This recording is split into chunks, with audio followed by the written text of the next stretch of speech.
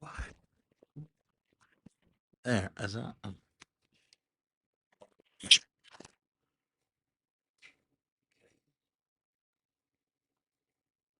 No idea if this is working.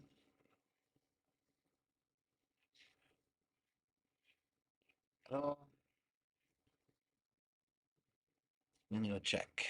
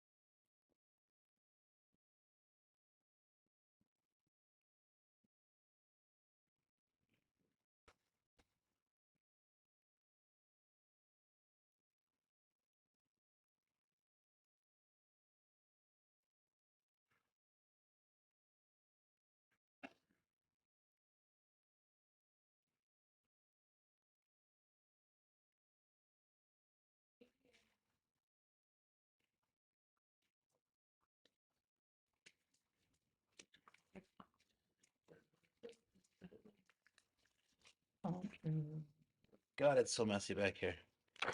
I put the microphone. I don't know if you can hear me. Type in the chat if you can hear me. Still working out the kinks, trying to work out the kinks to like establish more of like a, if we can do daily, I don't know, but as much of a live stream situation as we can, while we work on kits and stuff. So, but the only chat that I can see is up in this direction, and it is the YouTube channel's chat. So I can see like the Facebook comments, TikTok, Instagram, and like that. So you gotta have to subscribe to YouTube. I think to join in the chat, but I encourage everybody to do that. Gonna try to work on maybe if I'm able to do TikTok too. I'm hoping that this doesn't like destroy the stream, but I don't know. We're gonna see.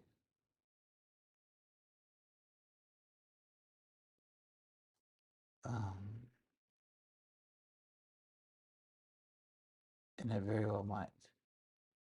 Hopefully it doesn't. Hopefully not. Oh, live. So we should be live streaming on YouTube and on TikTok live, but I don't know. Like I said, this is very, very new. Um, I'm trying to get this established, but I don't know. Anyway, I'm gonna get to work.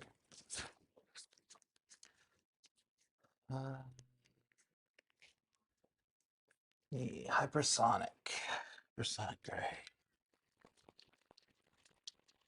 Nice. He's so good. Let me turn on the paint booth. Last place. So it might get like loud and hummy, but I assure you, I'd rather have loud and hummy than suffocate and can't breathe. That's just personal preference.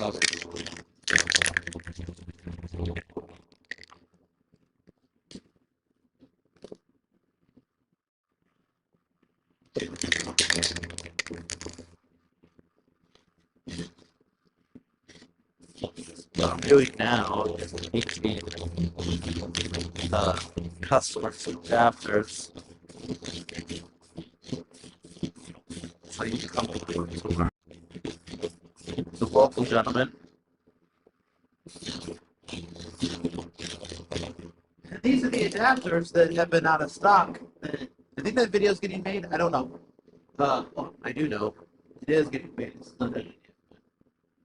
These are adapters that we've been out of stock on for so freaking long.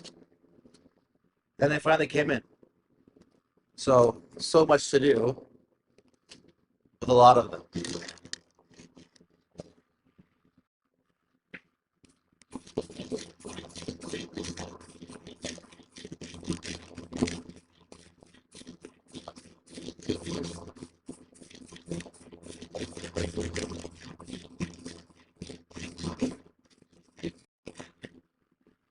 You like this color? Look.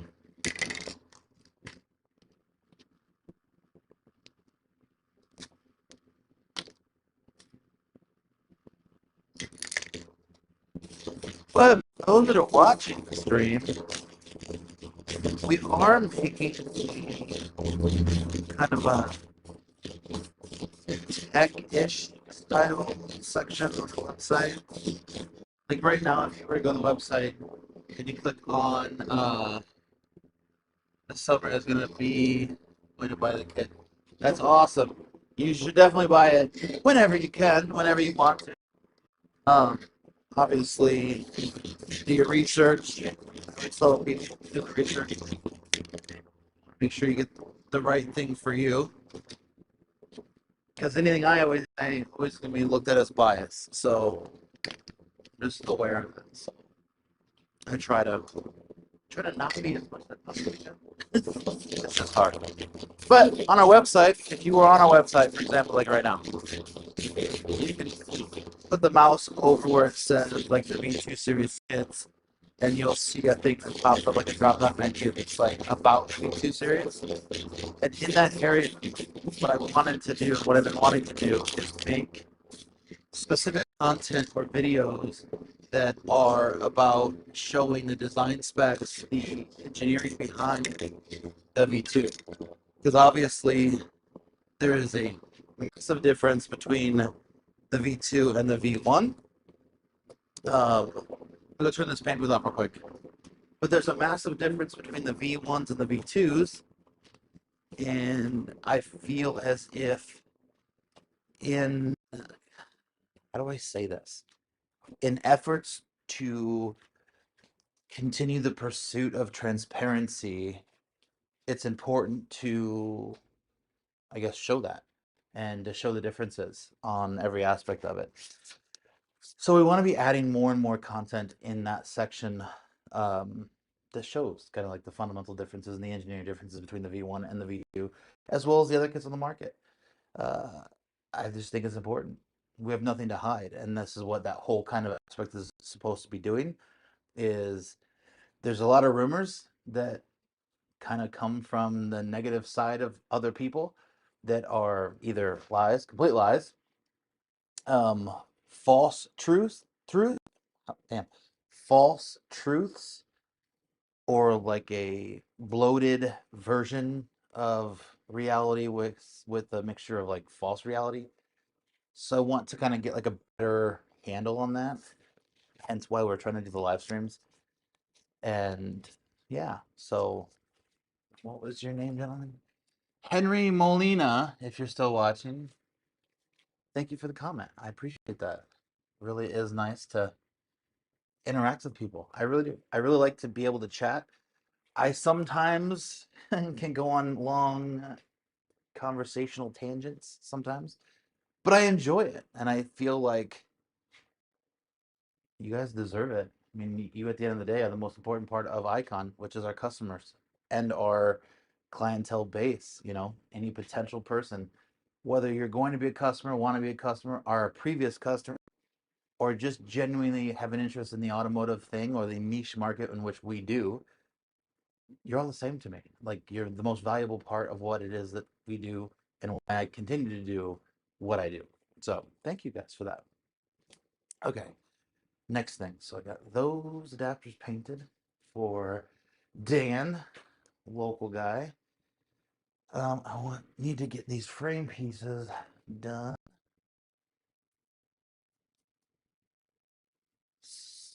So I want to clean those up a little bit.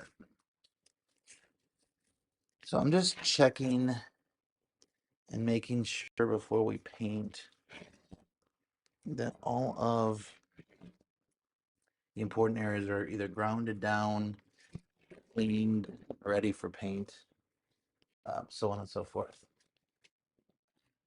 Thank you, Henry. I appreciate that. And I know that there's a delay. I am going to be like looking at the chat every so often, like to follow up with questions. So, and I do know that there's a delay. I think it's like a 30-second delay or 45-second delay. I don't really know what the delay is from what I'm saying to when you hear me say it. Again, this is all new to me. So I apologize for that. But so what this is obviously is a frame part, the main frame part. This whole structure is A36 in structural grade steel. In the V1s, this whole piece used to be T6 6061 aluminum. Problematic. Not the best material choice, so hence why we changed the V2s. And this is our rollerball system. This is a bearing that rolls as that door goes up and down. It's in a constant bearing, actual real bearing environment and control. So we weld these on for rigidity, but they're bolted on obviously initially. But I'm just making sure that everything is flat and smooth because that's important to the overall finished product, in my opinion. It's gonna be loud.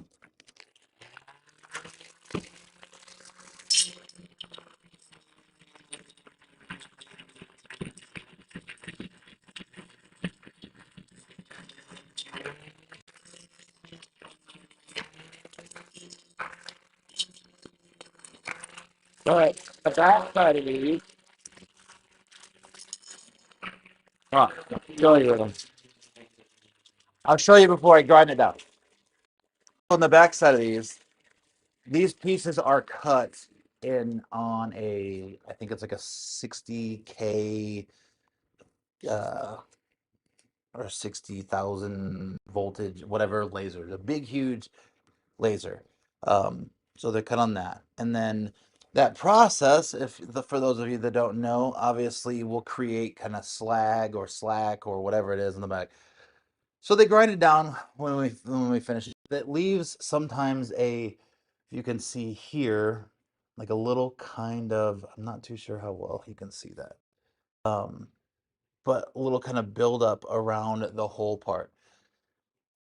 The backside gets and goes against a spacer, and it needs to be smooth. So I'm grinding everything down to get rid of the things that could raise up and throw off that alignment in any way, shape, or form.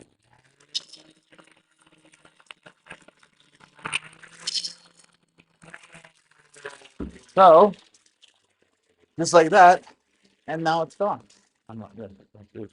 But now that little bit of sandwich material is gone, and when the spacer goes in and the assembly process still finishes for this, it'll be completely smooth and flat. So there's that one. And then obviously too, there is like welding splashing. Like, I'm not a professional welder. I'm really good at it apparently, or I guess I've been told by actual professional welders, but which I appreciate. And I have been doing it for quite a while, and I've been practicing and studying how to get better and better at it. But um, nonetheless, there are like little beads sometimes and balls and splashes is what I call them. I'm pretty sure there's probably a technical term for it. I don't know what it is. Um, when I purchased the yes, I can see it. Okay. Wait, what am I doing here? Hold on. Sorry. More on the computer here. Um, move this. Oh, hey, now I can move that. Okay, perfect.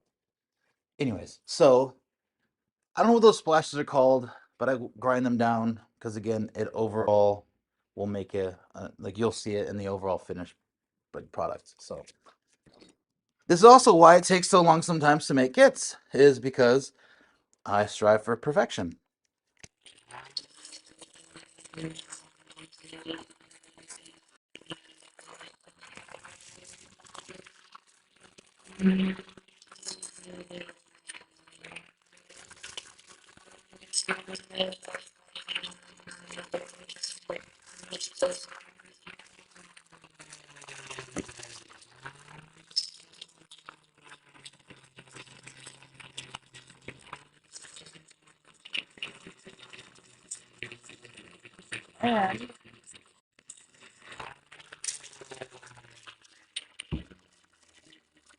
In all honesty, I feel like that's something that every manufacturer should do or should be doing, is trying to strive for perfection.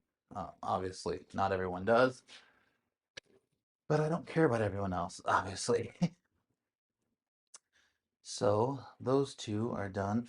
These ones did not get the same attention to detail, so I'm going to touch these up even though they have been painted. But there's some areas here that I see that I'm not a fan of, and I want to touch up.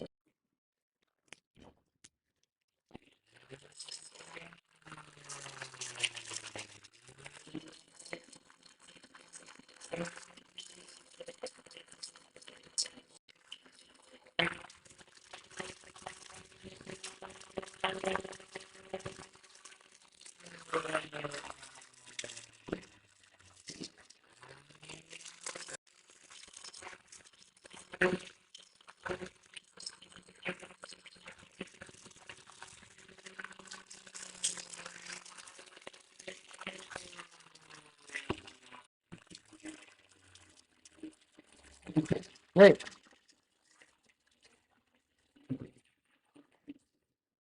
There is multiple parts of that aren't assembled in there, but when I purchased the kit, when is the next step? So typically, as of right now, what we're trying to get back to on a more consistent level is the timelines. So generally speaking, obviously, we're kind of rebuilding not only our image, but our inventory, our kit. With the V2s being released about a year and a half ago or so, we're trying to build a structure foundation of our growth, but also the foundation to support the growth. So we want to do this the right way. Obviously, we were super duper busy for years, and we grew so fast that that in of itself can create an issue and a problem. So we want to prevent that from happening. But as of right now, we want to, and we are averaging from the time somebody places the order to the time we get to do the installation is roughly, and again, this can change slightly because if we're already going to some place and that's already in the books, already on the schedule, if we can try to speed somebody up by two birds, one stone kind of concept, we will. We always have done that way. We've always tried to do it that way. It doesn't always work out because a lot of times flight schedules, we can't, it's the best way, we can't always make it cost effective sometimes to change flight schedules to add somebody because then we're an extra day in town or 2 days in town, hotel, there's so many other costs that can sometimes be associated with that. So we try as best as we can to be as efficient as we can. But typically, on average, it's from the day you place your order, we're there within 4 to 6 weeks to do your install. That's for everything. The kits take on average 3 to 5 days to ship out from the day you place your order. That's because everything's made here, like as like your order comes in, because our system generates serial codes, serial numbers, so on and so forth, that we etch into specific and individual components of not only the kit, but like these are, for example, an unfinished cap. um, Let me grab one that's finished. I'll show you what I'm talking about.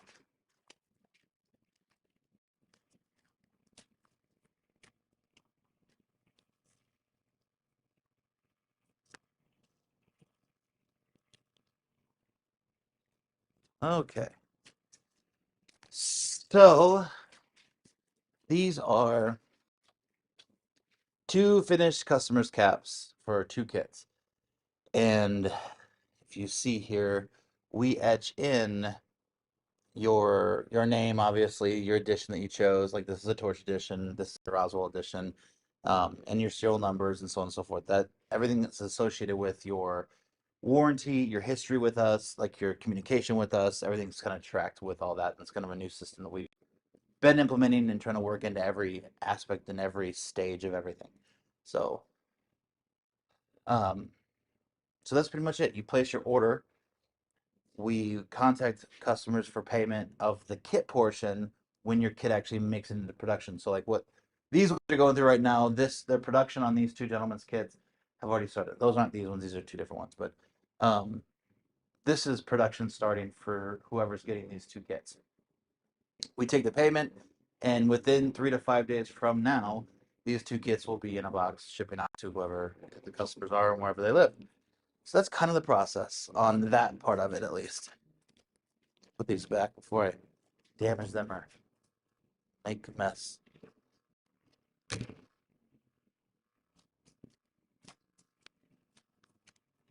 But then once it ships out, we're typically there within a few weeks to do your install, generally. Okay, so back to cleaning these. Spraying them.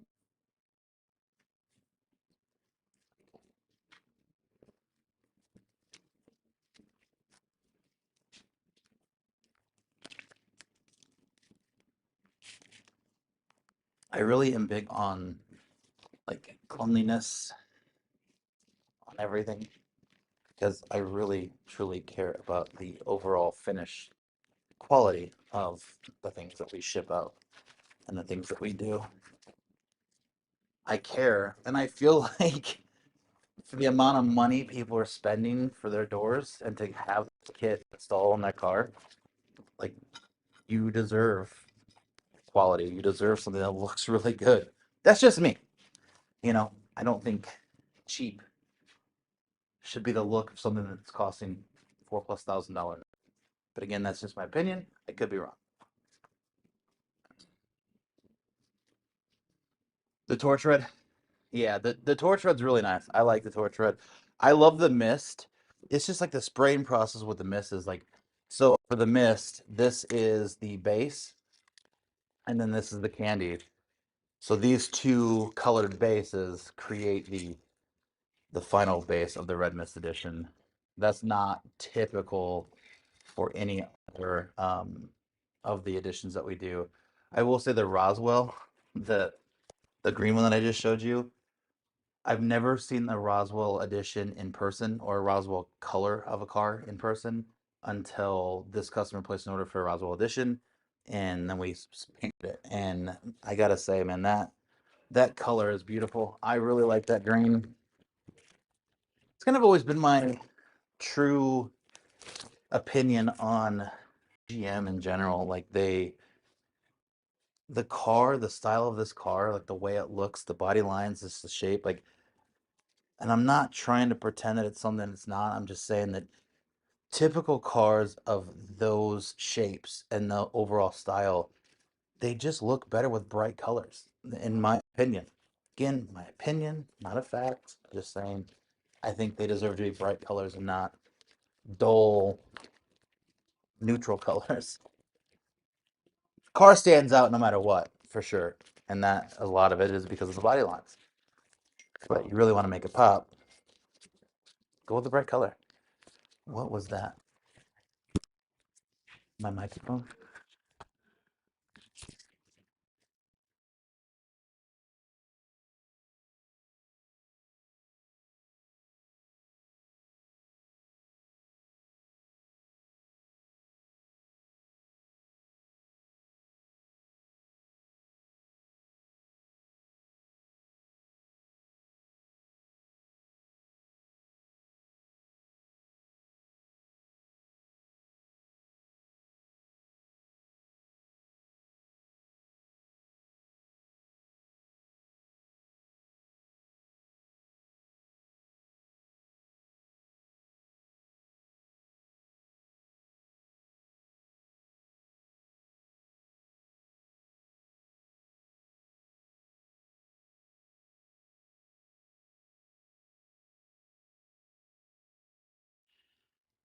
Oh, yeah.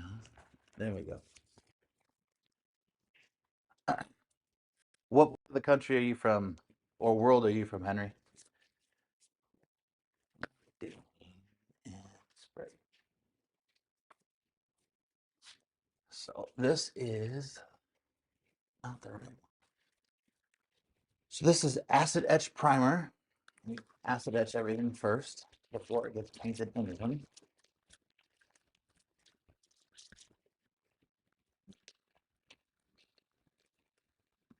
I'm gonna go turn the paint again.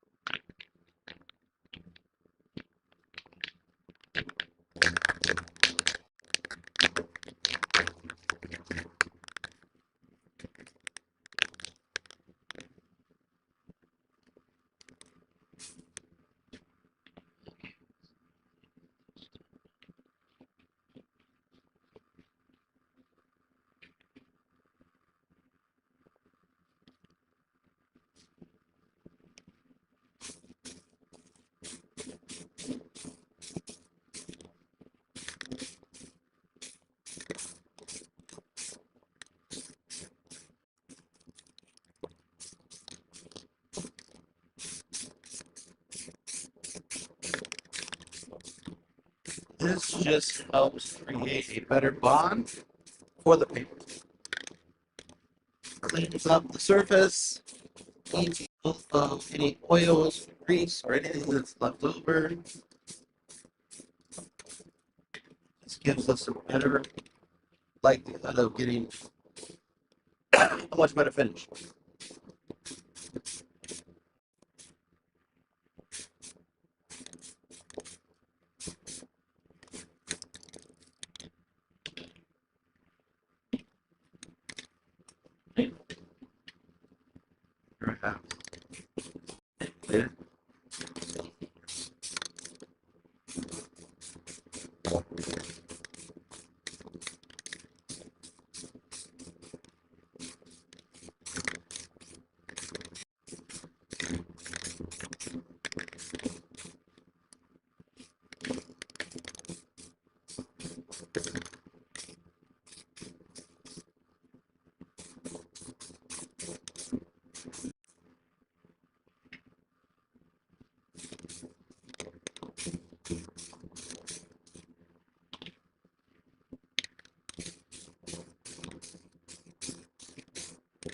Somebody said before, like, why don't you wear a mask when you paint? Like, honestly, being right here in front of like the actual suction where the booth, I smell nothing. I smell no paint. Not saying that it exists,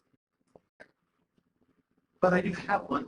It's right here, and it is our mask. If I really, really needed to, it is what I need to. Can't smell anything. Okay, that is the acid primer. Let it dry for a little bit. I mean, it's pretty much already, I can touch it already. The stuff dries super fast. But I let it do its thing for a few minutes. And then we actually lay the primer down. for these pieces. Next to Boston. I was just talking to a customer. Can you hear me okay while I'm talking over the Facebook too? I was just talking to a customer the other day about a scenario. There was a big winter storm that just went through like the southeast part of the country, and it's some customers that were going to be getting installed. And like, hey, can we reschedule because of the storm? So on and so forth. I said, yeah, that's fine. Anyways, I was telling them about a story a long, long time ago, years ago. I was doing an Infinity Q60, Q50, back when we used to sell vertical safety products. But we never really had a winter policy in place, like standards or structure for what to do in the event of temperature, weather being this or that. And it wasn't until Boston installed where it showed up. The guy never ever said that he didn't have access to a garage, which we can do this anywhere. Obviously, common sense should tell people that, hey, if it's 20 degrees out and snowy, maybe, just maybe, they might want to be in a garage. Um, so we didn't have like a thing that we would express that. Anyway, they ended up doing this damn install, sitting in 7 inches of snow that was already on the ground while it was snowing. And my hands were just so cold. I was limited to what kind of gloves I could use, obviously, because I touching small things, grabbing, and it's very like textile of what it is that we do. So a lot of like how we do what we do, pressures, torque, stuff like that, is dictated by what we feel. And obviously, as your hands get colder, it's harder and harder to feel that type of stuff through your hands. So, um, my hands slipped because I had just such furry, fuzzy gloves on. My hands slipped even through the thick glove, cracked like the back of some like steel object on the car, and it shattered my hand. I couldn't grab anything for almost 2 months because of the just how it destroyed my hand. It was bad. So after that, we're like, hey, so we're no longer doing the installs in the winter out or when it's below a certain temperature, just because of it's not an inconvenience of like, oh, it's cold. It's not that, because when you're cold, injury is so much different when you're cold than it is when you're not freezing. That's kind of why we did. But anyways, I was talking to customer. It's like you can go to Home Depot and for like $40 you can rent a big torpedo heater, which is just like this one that we have in the shop that's sitting down there, back there. And that's it. I just do that. It's $45 for the day. Keeps it super duper hot. Good to go. What are you doing, Zane? What do you see? Car drove by? Yeah. You just watching? This is our shop security.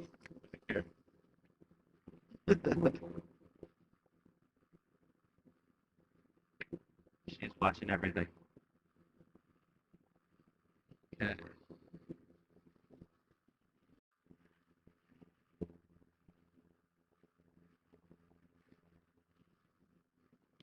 But Henry, another question for you. Since you're the only one that's chatting, I can only really talk to you. Is the overall video quality of the stream okay? Does it look nasty? Does it look blurry? Does it look like shit? I'm really wanting to take steps to ensure like it's the highest quality. Like just like our videos that we do. It's about quality. It's about clarity of what you see and you can hear things. I just didn't put the booth up because I'm about to paint again. So, but does the video look okay to anyone that's watching? All right, so let's lay down the primer.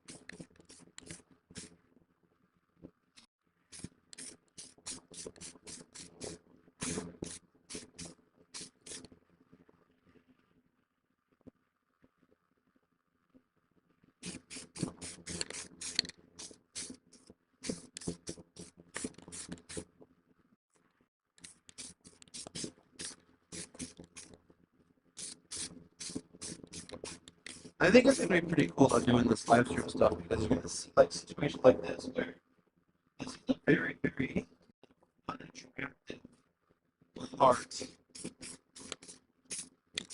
visually attractive, obviously. I enjoy it because I know it just satisfies me, but and I know what the finished outcome gonna be, and like that. But I think more importantly, I like what this is gonna do to show the echo. There's two. Hold on a second, let me see. Properties. 1 second. There's a few different things up here.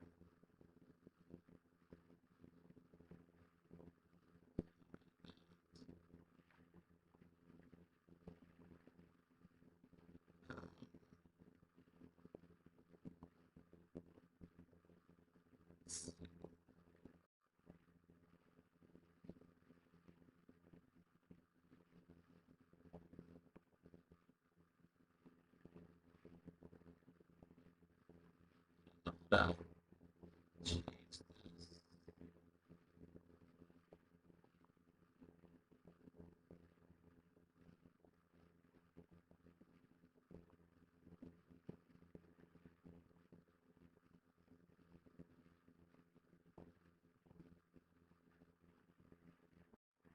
yeah, like it's weird. Like what I'm seeing on the audio mixer side, I see like gray bars, and then obviously the monitor of the voice. Multiple things are wanting or indicating that there's an input, but what I'm seeing, I'm muted though. I don't know. Is it like you're legible? Audible? Can you still understand what I'm saying? I guess even with the echo, or is it like annoyingly bad? Where yeah, I'm not gonna continue to watch this because it's just that bad.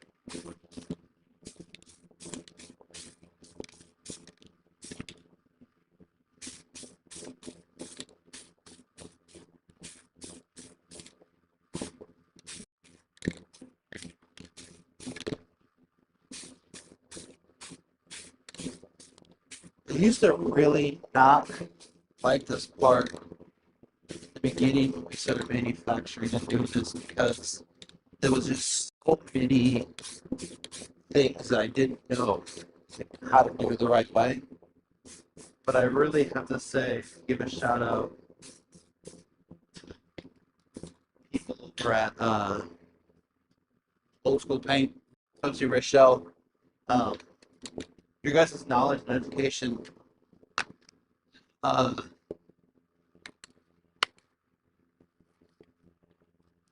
Hold on. Is this, if I hold this up, is this clearer? It looks like it's a lot louder, but is this clearer like this? Let me turn this paint booth off for a second.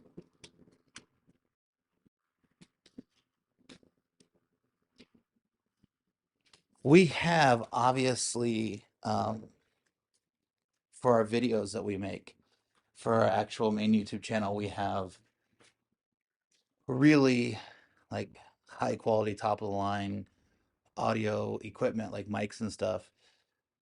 Is this better? Does this sound better? Okay, perfect. Yeah, I just because this is an old phone, as you see, it's broken in the back, and I don't know why they let me keep it, if I'm being honest.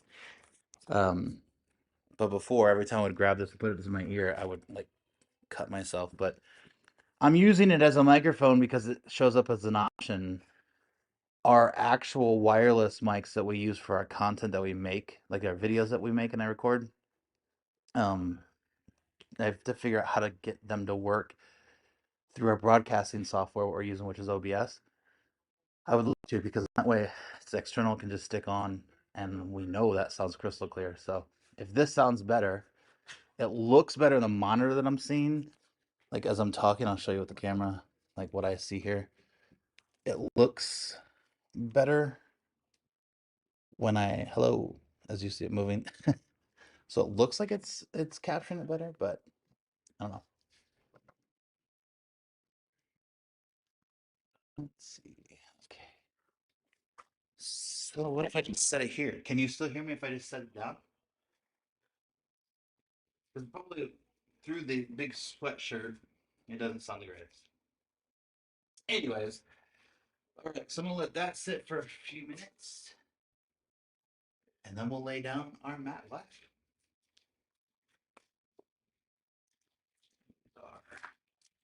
The shock adapter that I did earlier for this customer who um, uh, we swapped out the shocks. That was also and has been kind of our more longer term learning curve of manufacturing, I would say. Is it just takes longer to determine um, what the proper pressure is on the shocks because the shocks have to break in. And we can't really determine if it's right until those break in, and it just takes time sometimes.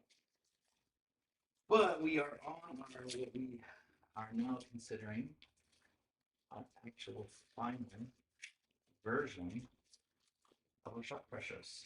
So this customer who had bought a secondary set of shocks, which I even told him, and he was like, "Can I just get another set of shocks so I don't have to worry about when they do go out, waiting?" And I was like, "I mean, you can, but you have a lifetime warranty for them, so they're free if we were like." He's like, "Yeah, no, but I'll just buy a set just in case, to have it." I'm like, "Okay." Um, and anyways, so he, when we changed the pressure in the shocks, he's like, "Okay, yeah, I'll bring them back and we'll swap them out." So we did, but we didn't have those adapters for the last 2 months. That's been one of the biggest delays for us is those shock adapters. And in the video that was recorded, I don't think it's been edited yet, but I'll show you kind of what I'm talking about. But you'll notice a difference in the overall size of the rod part, like the straight part. This one's way longer. Well, you can't use them in the actual kits without cutting them, and it looks like absolute trash. And in that video, I use this as an example, and I'll show you. I mean, we can take those big ones, cut them down, and modify them, but you see that gap, that line right there? It's not like this. This is perfect. This looks good. How that is seated and butted up against the bottom of the shock. That's how it's supposed to be. So it was a decision that I made. Like, we're just not going to ship these out. We're going to wait until we actually get the right adapters. We'll repaint them. We'll redo everything, and then we'll ship them out. Because, again, quality is important, and the overall quality of things are important, I feel. All right, I got to turn the paint booth back on.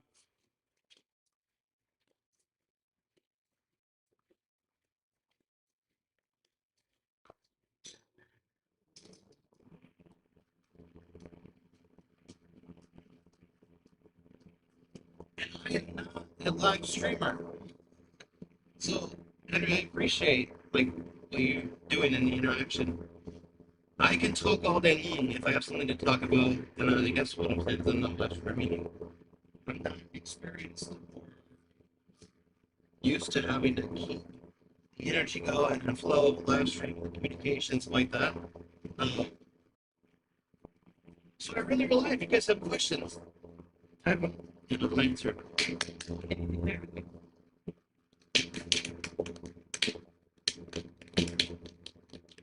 I'm gonna paint these black.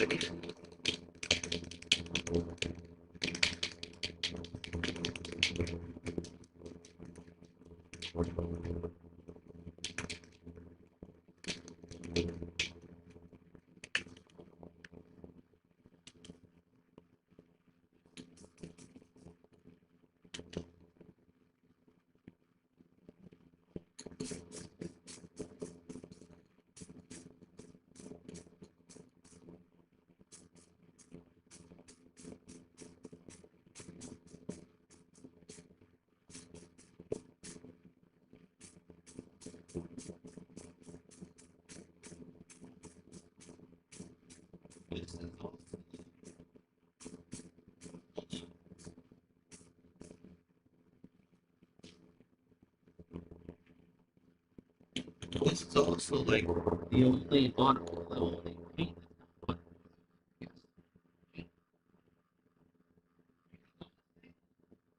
finish of a true matte was hard to find. Paint manufacturers struggle with it. So this is really durable, really thick.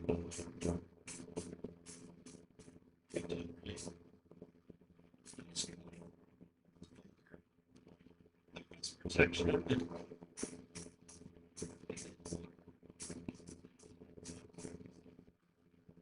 Yes. It has been a learning process. Painting. I get good at it with the round cans, or just in general, but I can't tell you how many runs and distance and everything. The learning process is built for painting. I said, I genuinely hate this part of everything.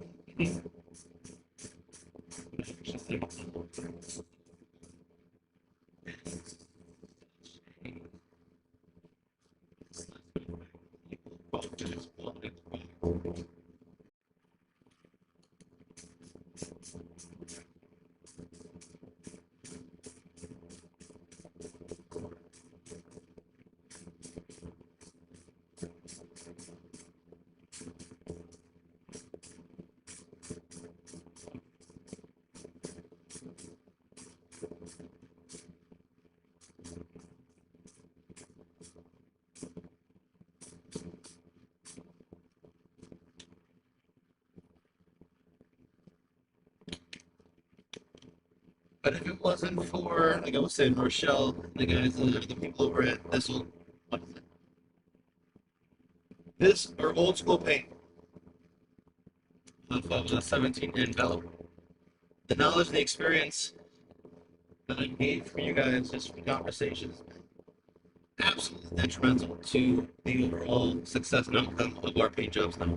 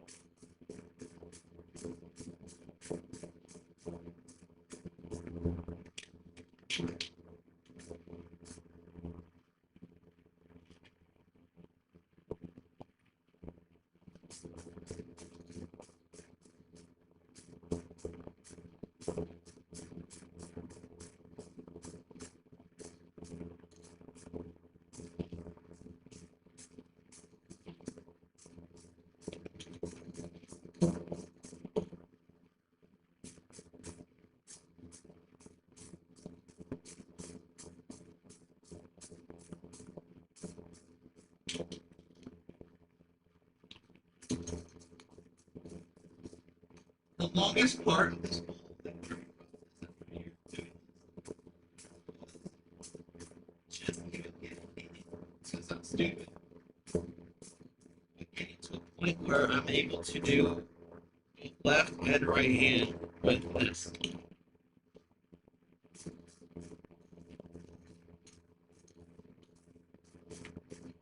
And still having something even.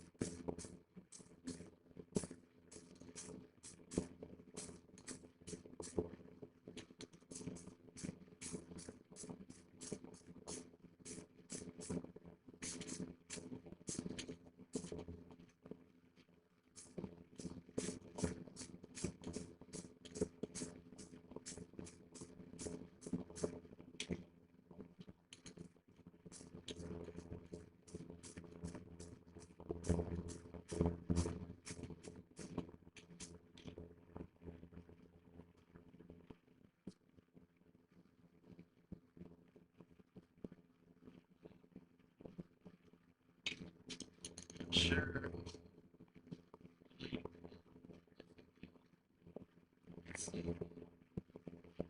You can kind of maybe can't really get closer.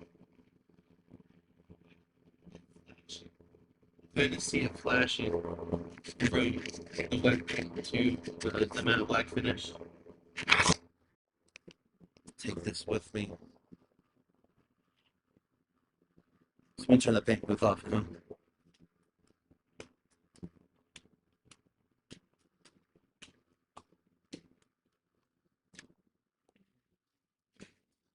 It is rather loud sometimes.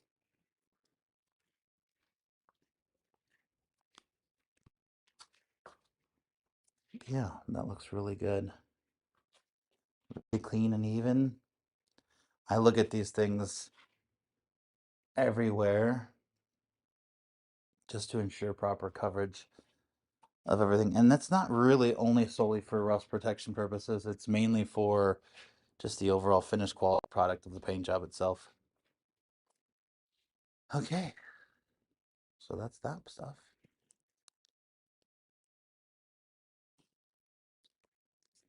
So obviously there's more to this frame section. There's a spacer and then the mounting brackets for the top and the bottom. And then obviously the whole door side assembly, which is on a shelf inside the assembly room. Just don't need to paint them right now, so.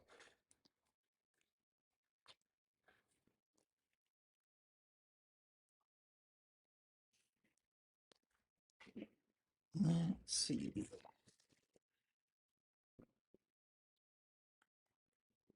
Oh, let's do the laser file for the laser.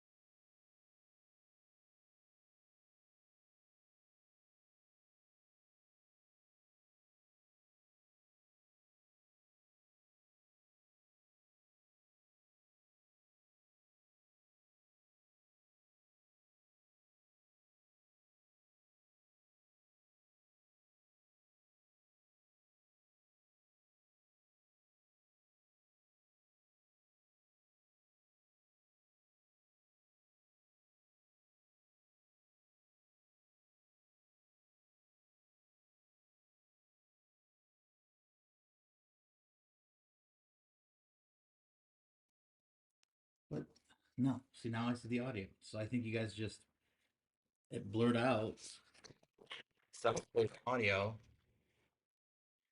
So I don't know if you heard what I was saying. I saw a Chinese movie, Lips Moving.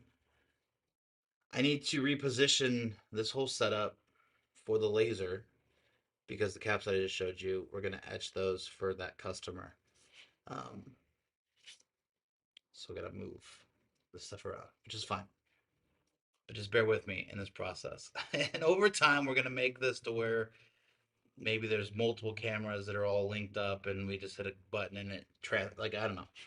Obviously, we'll see how far this live stream goes. But we're located in, if you didn't hear me at that point in time, we're located in Phoenix, Arizona, is where we're from. So let's go ahead and start that process. I'll grab this. It's probably going to be blurred and distorted for a minute. The audio. And grab the camera.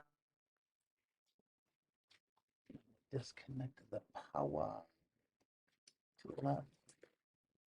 Hopefully we don't lose anything as we come around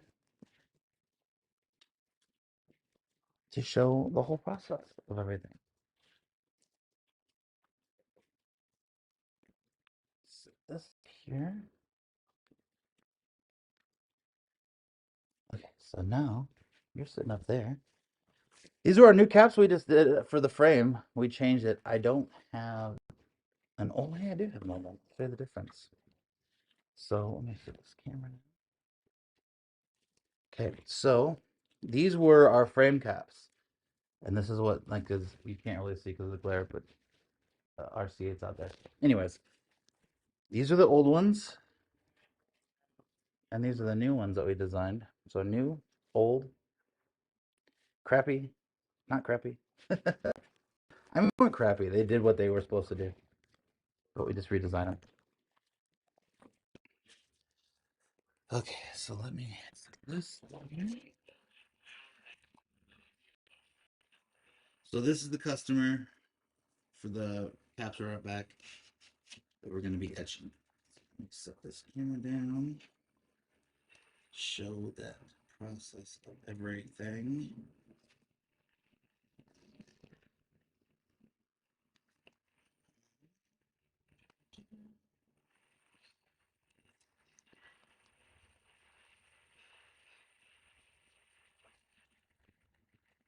This is what he wants on the caps, which is cool.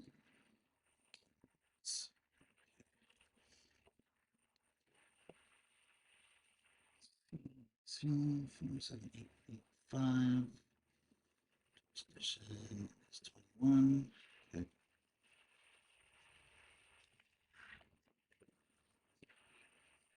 What's the weather like in Boston right now? I know it's cold, but what are you sitting at temp wise?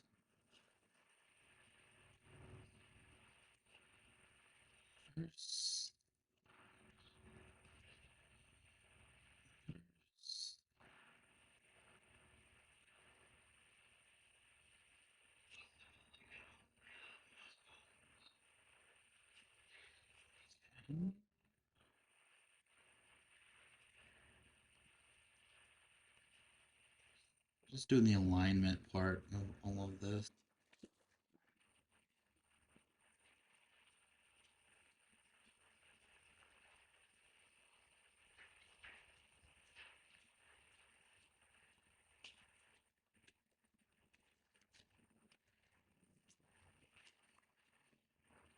That's freezing.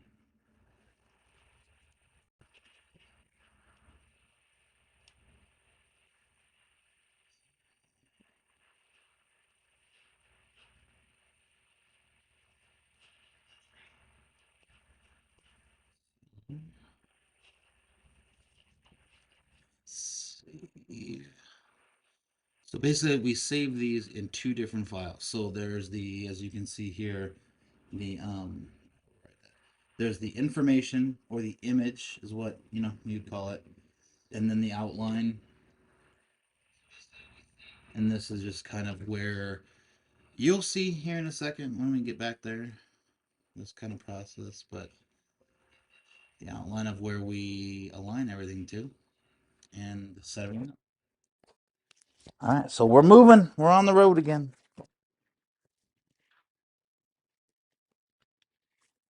Let's go.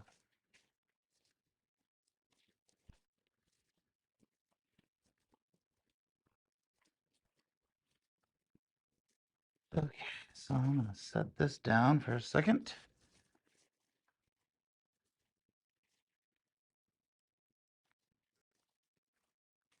At least we're closer to this, which is nice.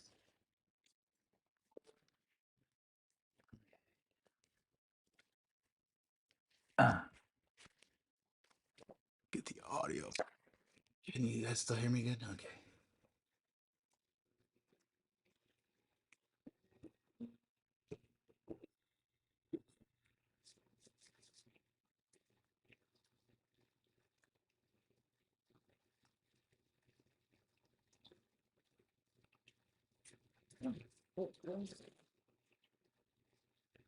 Just hold and make sure that it is good.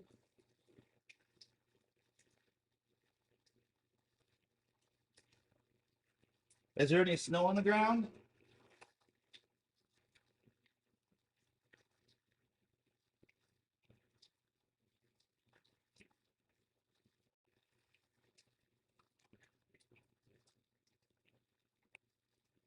You have the USB effect.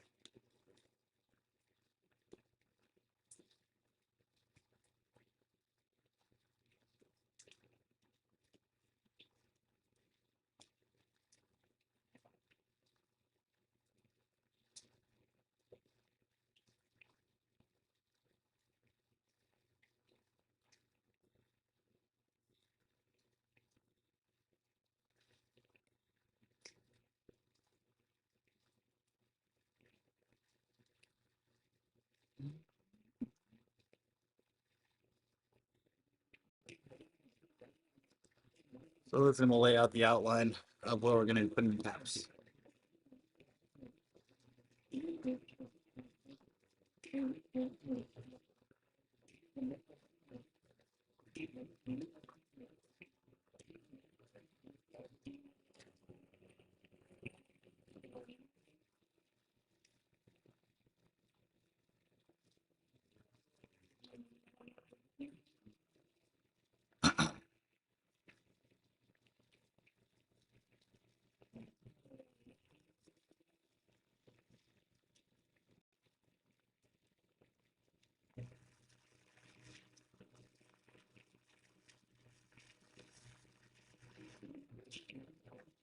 Well, that's not.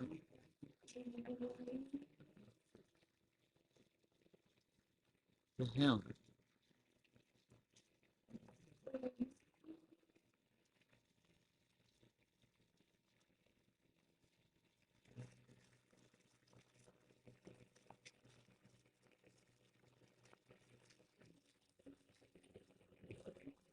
Thank you. Yeah, the covers have been. Uh,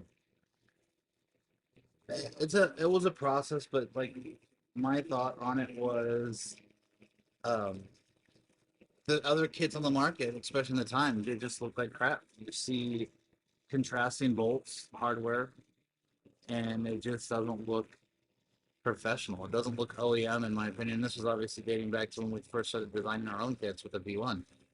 And then just over the years of keeping it simple, but how can we give customers more of a unique feel to their kit? What can make it more unique to them? So we introduced obviously the names, putting your actual name, your serial numbers, and all that kind of stuff on there. Eventually, I'd like to get to a point where we have software that these caps right here, instead of doing just the all that information that's already there, which is kind of like this and the stuff where traditionally always done.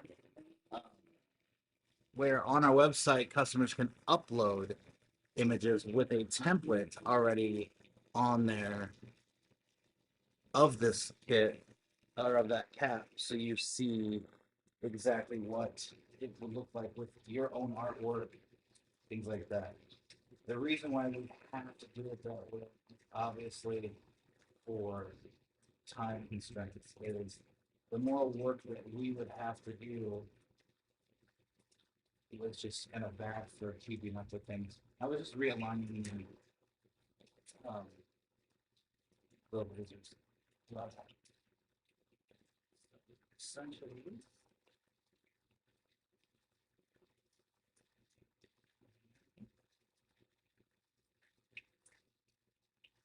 that's good. Load up the art file.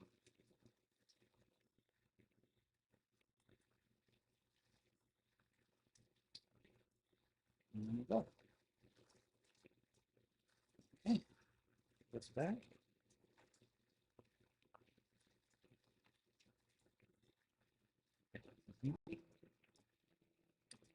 Now this is going to obviously lay down the etch in that area where those top caps would typically be.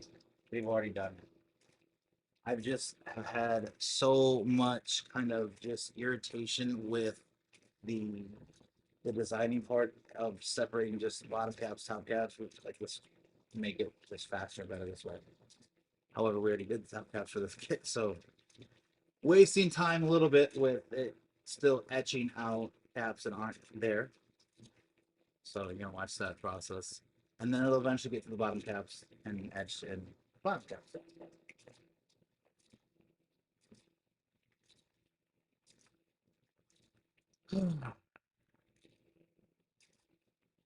I need water.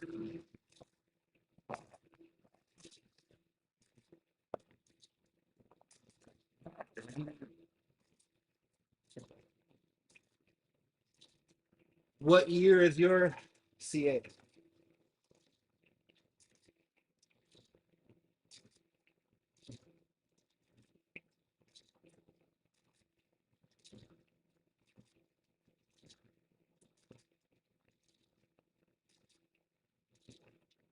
And yes, this is a very time-consuming part of the process.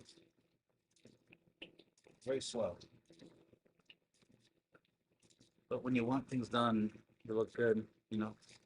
Sometimes it takes a while.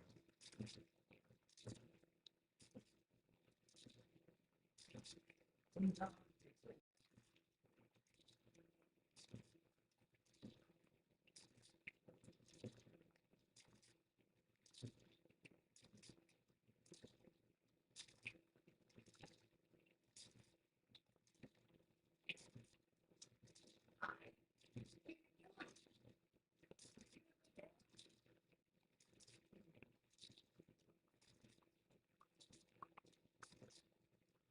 2020 torch red, nice.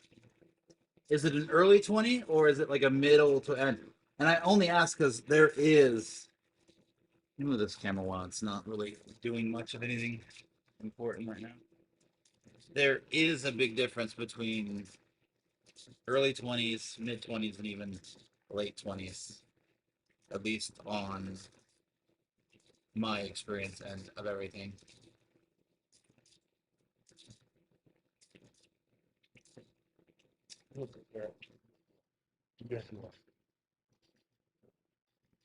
They changed the caps. Um, some of the clips and stuff are different, and it was kind of unique. Like my process of doing this car has been unique from day one, and I've been able to see changes from GM from the day this car came out to where it is today on interior things, clips they've used to attach like door panels and stuff. They told a couple customers before, like during the installation, like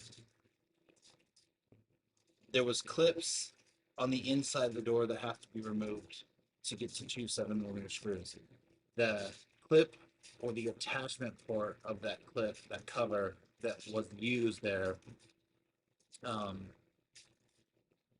we were breaking it every single time we were taking it off. It was just like, what the hell? Like, this isn't normal. And it's not like an inexperienced thing. I'm also never ever going to say that I'm the best at anything and everything in the world because I'm not. I'm not a body shop guy. They're the only ones that seem to know everything about cars for some reason. Anyways, Um, so it's just like it's not that I'm doing something wrong. It's obviously a design issue, and sure enough, it was. So after a couple months, you could almost see where it was like somebody from the facility from GM had to remove this after installing it and realized, oh shit, we can't. We keep breaking it. So they had to go back to the drawing board on how to redo that section of it. So it's just like kind of like quirky things like that, new little nuances here and there that I've noticed they've changed because it was just kind of a flaw in the design, which is nothing wrong with that. You know, I can speak from real world experience of what it's like designing something, making something, releasing that said something, and then issues coming up after the release of that, hence the V1 to the V2. It's only the critics or the haters out there on the other side, or competition, if you want to call it that, that want to focus on those learning steps, the things that you learn during that process. And they want to take that as like, oh, they suck, they're garbage, he doesn't know what he's doing. It's like, sorry I wasn't born perfect. I'm sorry I wasn't born having or possessing all of the knowledge needed to do anything. Uh, just wasn't born a god, I guess. And I think the fundamental fundamental difference that I look at is my willingness to learn and my willingness and dedication to perfect certain aspects of things and what it is that we do. So I don't know. I don't know why I just went off that little tangent there, but yeah, I enjoy what we do.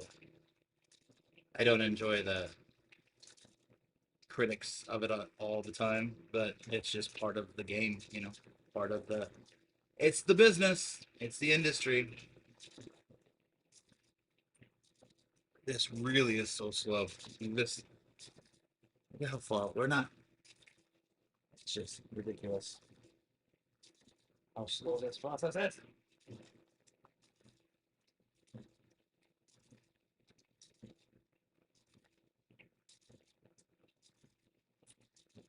Ugh.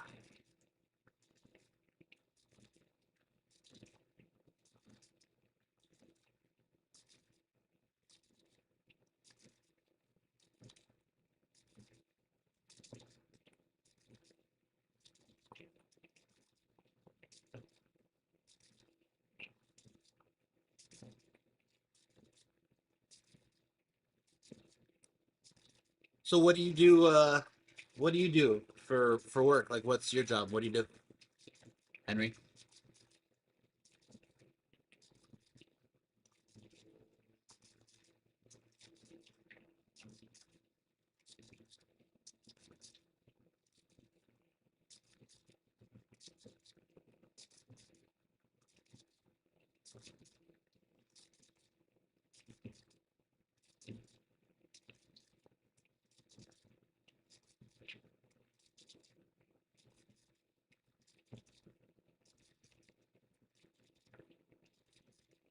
I don't know how to see anything with a TikTok stream. Truck driver, nice. Like big rigs, like over the road semis and stuff.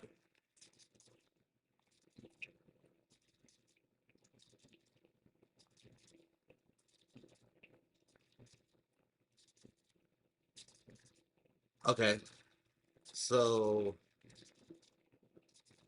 like more, what's that called? Less than full loads, like where you'll have like a, is it like a box truck or is it still like a 54, 35 foot, whatever trailer of multiple different deliveries from multiple different companies that's in a trailer that you still have to like unload? Like, what do they call that? Less than full LTL, LTR, something like that?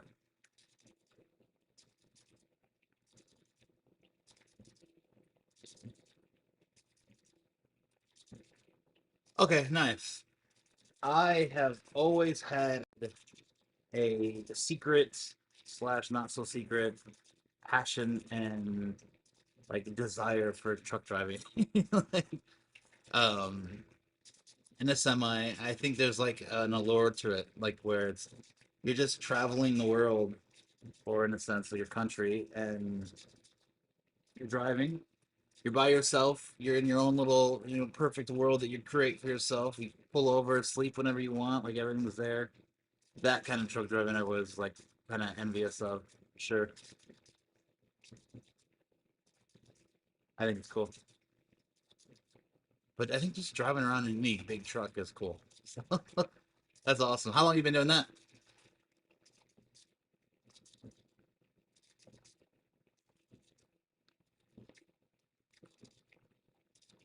The hell? Hold on 1 second.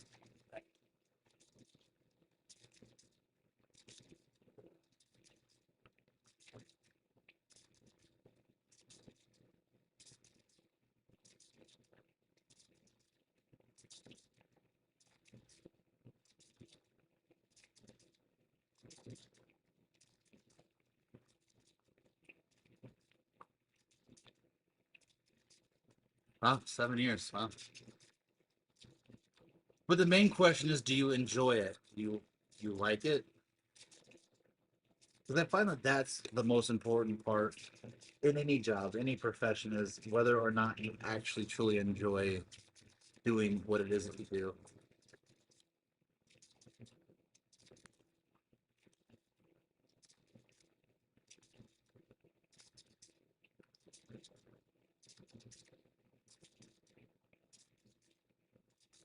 And it's freaking racing, Jake. It takes forever. Then, uh, 10 minutes so far in the etching process.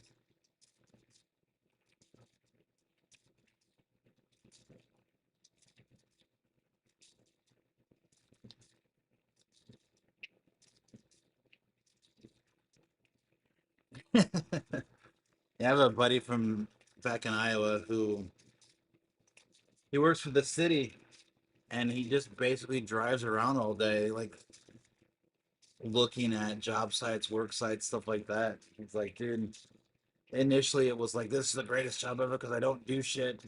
I just drive around and I look at things. And then that's slowly transitioned to, I hate this because I don't do anything. I just drive around. It's so boring.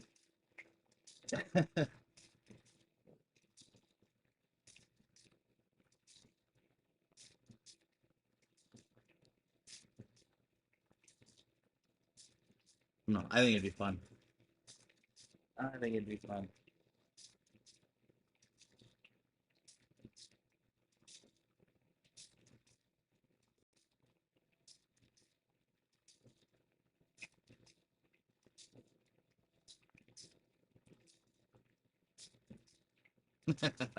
Oh, I bet. I would imagine. But I think you're gonna find that with any job, I think that exists everywhere. Like I don't always love everything that goes along with what it is that I do. Friends and stuff like, man, you have the coolest job ever. You get to travel the world doing working on cars, and it's like, yeah, but that's the job. And I think for me at least, there's a lot of misconception of, oh, you get to see the world and you get this. It's like, dude, especially when we're busy and when it is busy, it's like I'm gone to go work to then immediately get ready for the next flight. And the stress that comes along with like the actual everyday part of that process as being a seller, it's exhausting. It's just stressful. You're just constantly on the go, it feels like. It, the only time to relax is really during the install, which is, the working stuff. Which is no, nice. And yeah, I kind of assume. I mean, I've seen obviously our local Home Depots and stuff, and it seems like a lot of their big flatbed trucks are a lot of building materials and roofing materials and stuff like that for sure. But yeah, for me, it's the only time to relax is during the install, which is soothing. It is a stress reliever for me. But the part that's not is not the part that is the job. It's part of the job is going back to the hotel. Am I going to be able to get some sleep? Do I get a little bit of sleep? What time do I have to wake up? What time's my flight in the morning? No, fuck, now I have to return the rental car. Now I need to shuttle back to the airport. And I gotta, and it's just like rinse, wash, repeat. The same boring ass things all the damn time. I do like this stuff though, like what I'm like live streaming today, like the assembly process, the machine, like this type of stuff. I mean, obviously, what you're watching right now isn't the highlight of my day, but normally I would be sitting in front of a computer doing other work stuff, but a multitasking in a sense. I'm enjoying this, the communication with people and you yourself, for example. Like, I do enjoy that, and I think that some might say it's a little too little, too late. But I'm well aware of the, I guess, in a, so to speak, issues that I have created with my silence for a few years with Eikon. The demise, I guess you could say, of we went from selling vertical doors products to now we don't. Now we manufacture our own, and then COVID hit, and that delayed a lot of different things. And it's, you know, at the end of the day, we're a small business. We're not a multi-billion-dollar corporation that has access to billions of dollars. And when the delays hit, and then when we had the issues with vertical doors, and we couldn't sell, and we didn't want to sell their kits, and they made it difficult to get our hands on their kits, all because of arrogance and ego. It was time to separate. And then obviously there was the personal thing that was going on in my life, the separation of my psychotic narcissistic ex who made the world seem like, it was all about her. And going through that battle, the custody battle situation stuff, it's been stressful for sure. So yeah, I didn't really get in front of a lot of different things to address it. And I find now with like the V2s being out, and they're such a phenomenal kit. Now I'm finding more time and more interest, I think, in getting in front of some of the rumors and the accusations and the lies. And it's like, you know what? I'm not going to sit here quiet anymore. I'm going to speak my mind. I'm going to tell you the truth. I'm not going to conflate it with talking shit. I don't want it to ever look like that. Like, I'm not going to ever seek attention from using negative type of speech. And I guess what's the best way to say it? Like, I don't want clout from being an asshole. If that makes sense. I don't need to necessarily talk crap about somebody as the sole purpose of why you're following me or Icon or what it is that we do. Like, I'm just gonna tell you the truth. If vertical doors or anyone else doesn't like what I have to say, then maybe they shouldn't have done what it is that they did to cause me to talk about it. Like, but no, I'm not saying. And thank you, Henry. Thank you for saying I make it look easy. I think when you do something for 25 plus years, I think that is one of the main things that helps make things that I do might look easy. I think it just comes with repetition. Um, yeah, I've done C8s blindfolded, like literally live um, on YouTube. Hold on, the phone. I gotta.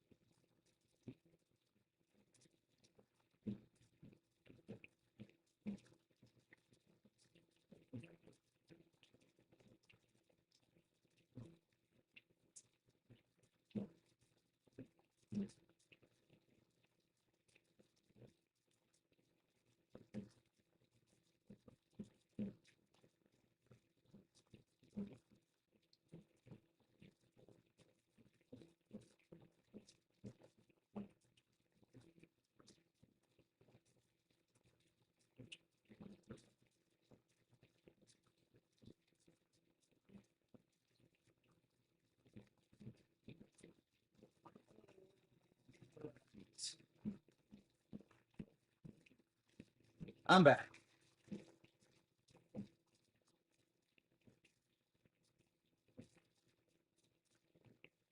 All right, that's looking good. Yeah, 20, 25 years. Um, it's been a long time, for sure. But nonetheless, like the whole idea of the live streaming and the continuation of the live streaming is just to not fall behind on different things and to stay in front of a lot of the dirty tactics I think that others kind of take advantage of. The silence sometimes.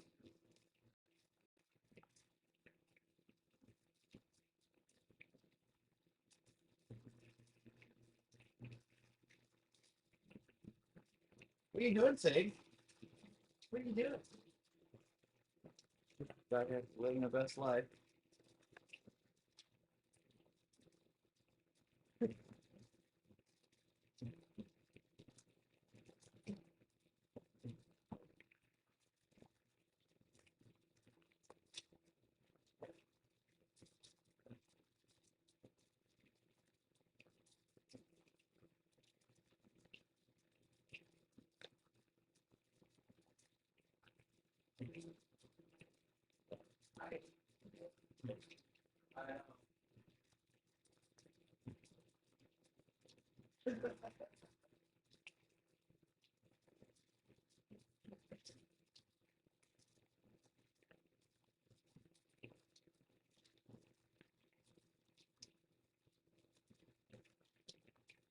Yeah.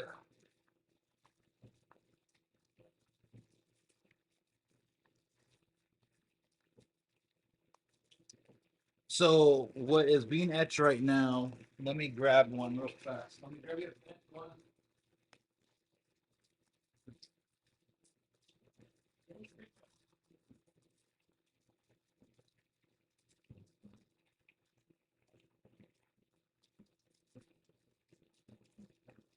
So what it's currently etching is basically this right here. So this is the finished cap. So it has the, your serial number, customer's name, the date the kit was made, all that is being etched in that as we speak.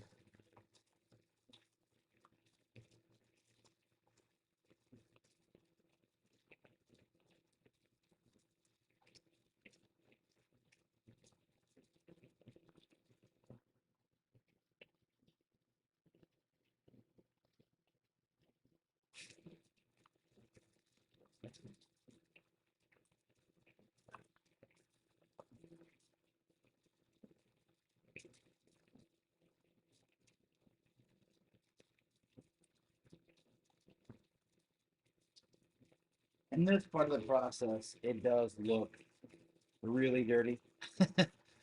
It doesn't look perfectly bright and white like a finished product, but that we clean them after this. It's just like the debris from the laser. It's normal.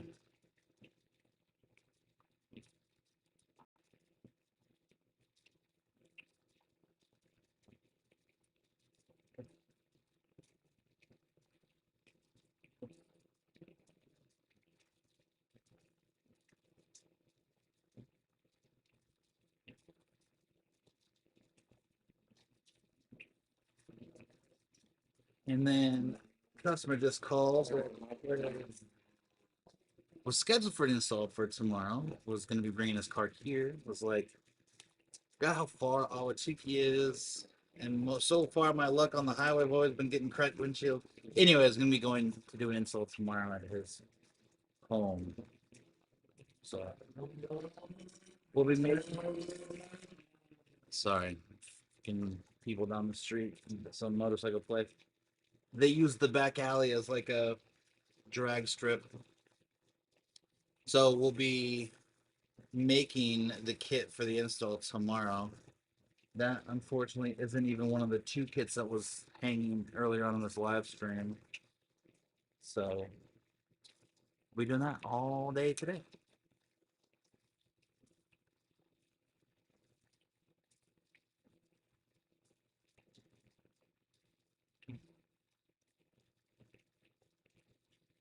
It's just the laser does truly take a while because it's such a small laser that's etching out things, and we want the best possible like clarity or resolution of the image that we're etching into it as possible. So slow, may go slow.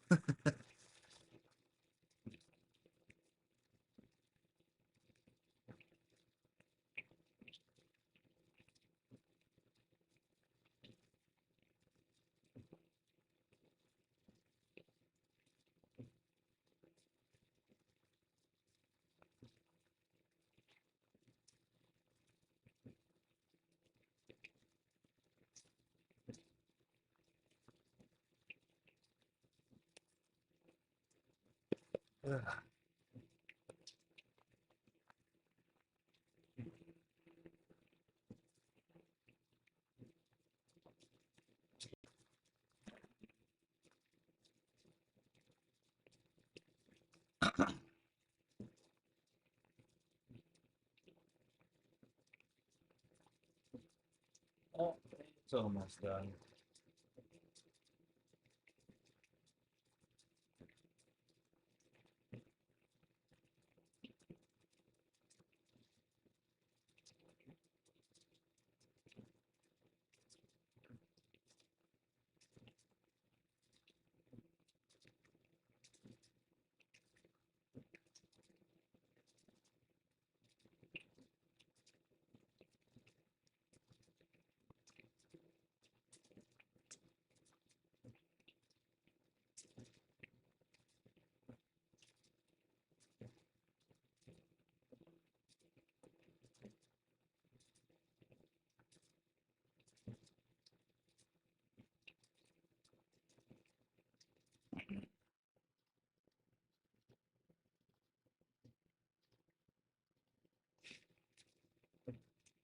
But these will clean up very nicely.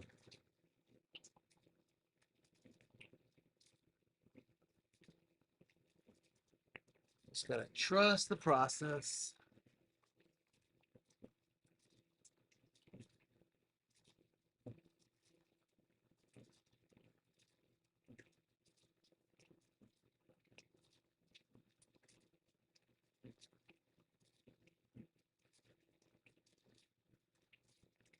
So we're gonna go on to another part of the day, the daily task here. Put this in here. Second. Okay. Move this.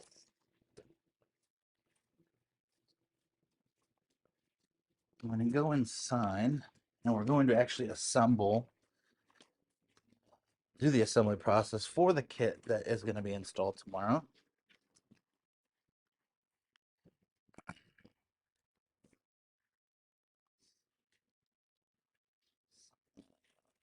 These.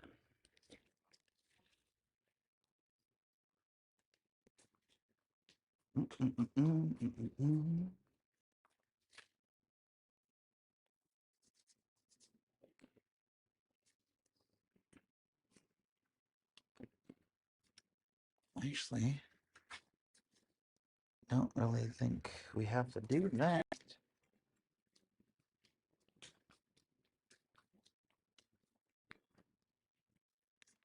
Are the arms.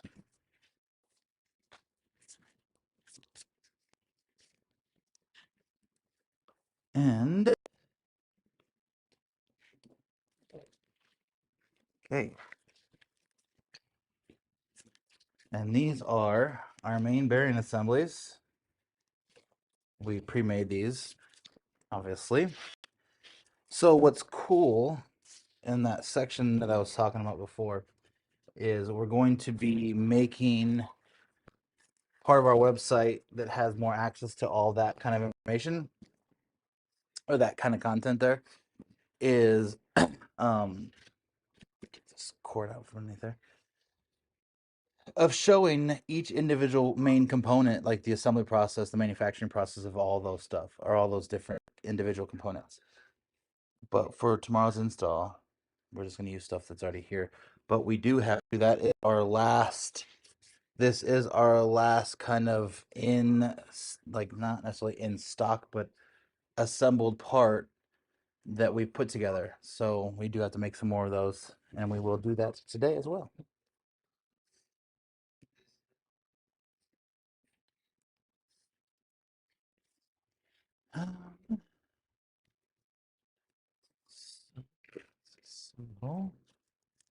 So these are two washers. We make these washers in house. Here. Correct one.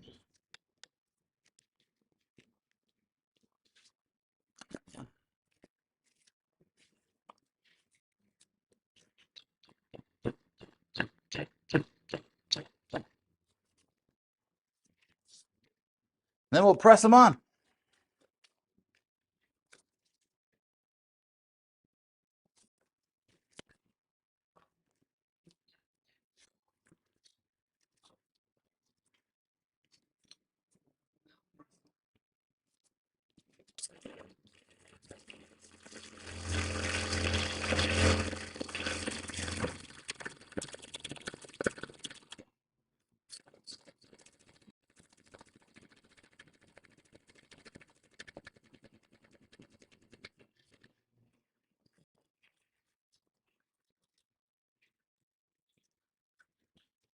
I'll get you guys a closer up view of this next one.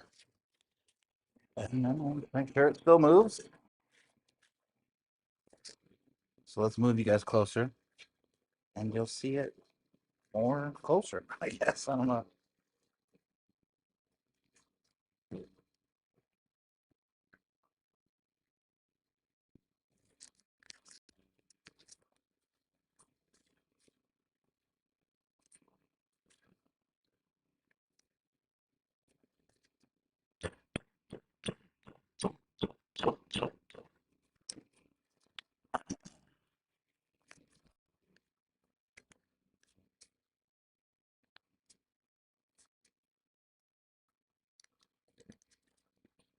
You guys can see that. Well, let me just get to where I don't have to use both hands. So moves, obviously. We use that as a kind of an anchor point or a for leverage. But then we just press this and slide right in. And we're watching. So when it gets to the top, then we'll back her out. Not wanting to obviously cause any bending or anything like that. So let's take this. Let's move all this over here.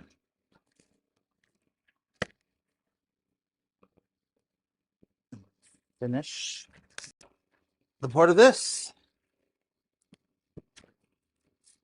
We'll make sure that everything's flush and level, which it is. That one is. That one. Well, hello, baby. Hi.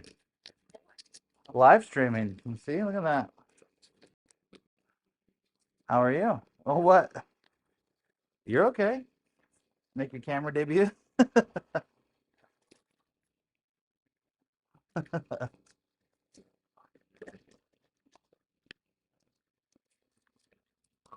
Oh, let me get this side here. Huh? Oh.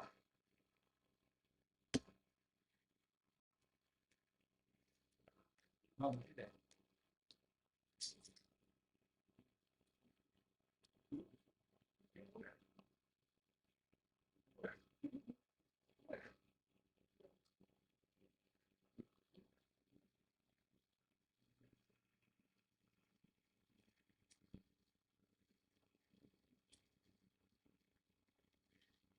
I'm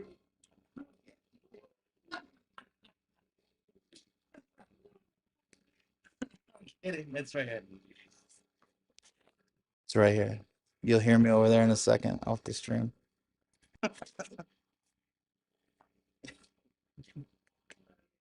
I love you.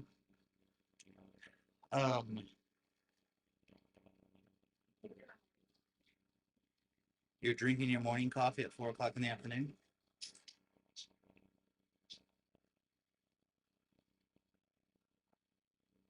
You're drinking morning coffee at 4 in the afternoon. How was work? Really good. Yeah.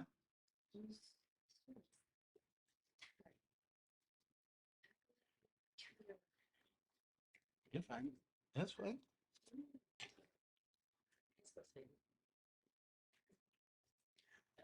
Uh,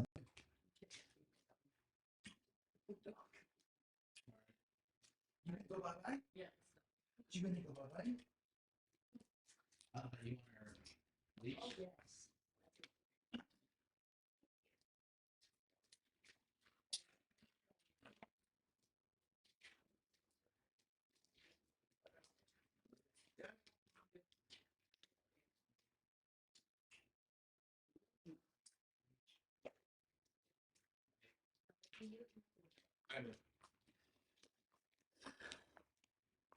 So my dog has just been kidnapped. She's been kidnapped. I don't know if you can see. She's being hijacked right now.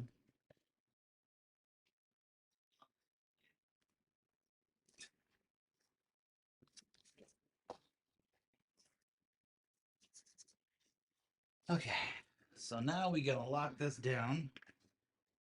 The Loctite I use on this part of the main bearing is permanent Loctite. It's not going anywhere.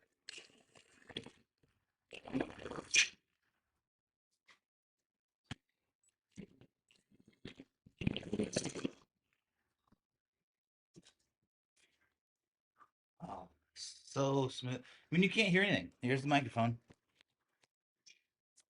Literally effortless to move this.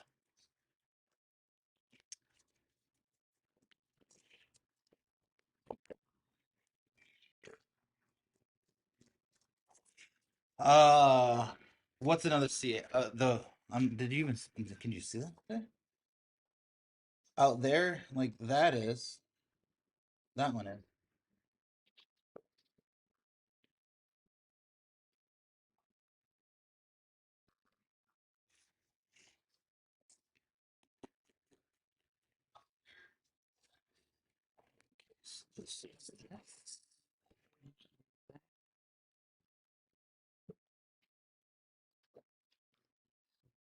Yeah.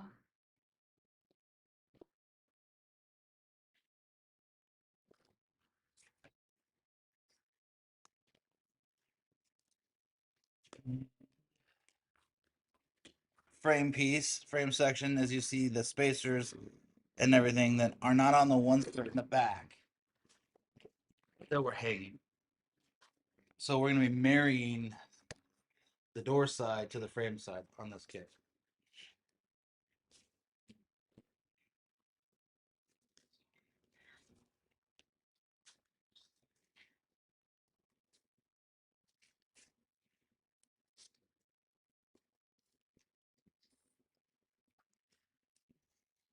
Get all of our bolts that we need. 2 and 3. 1, 2, and 3.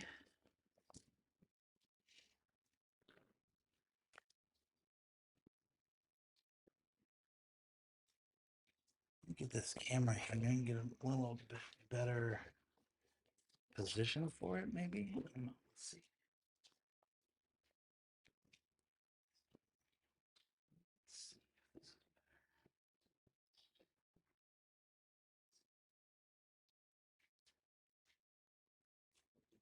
Cords.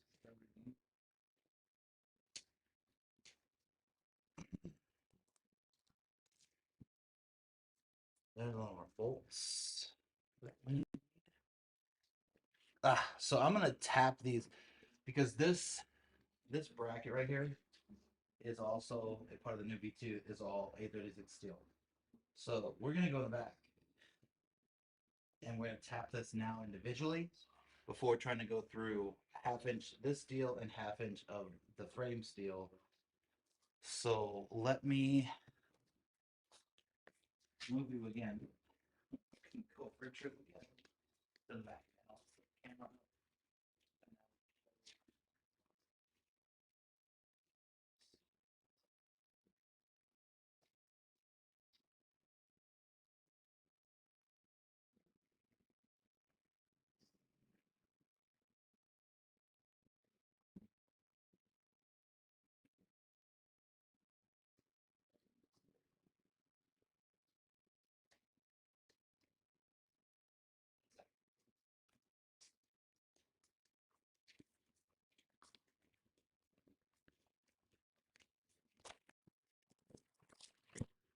Okay.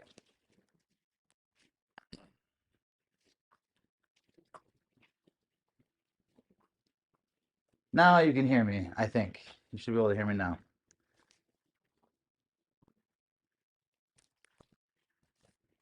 Left the microphone for the stream in there on the desk, on the table. Right there.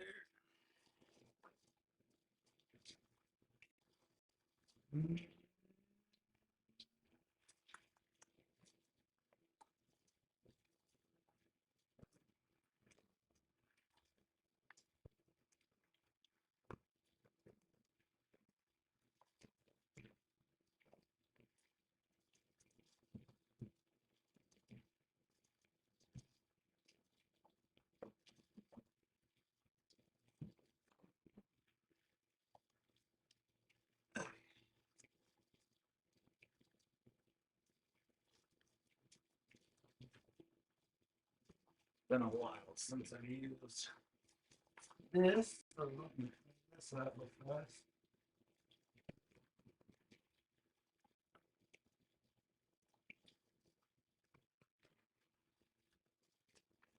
This is our cutting liquid, our cutting juice or oil. But I got to get this all cleaned out so I can fill it back up. Because after a period of time, it'll dry out. And it doesn't go out. It's supposed to. So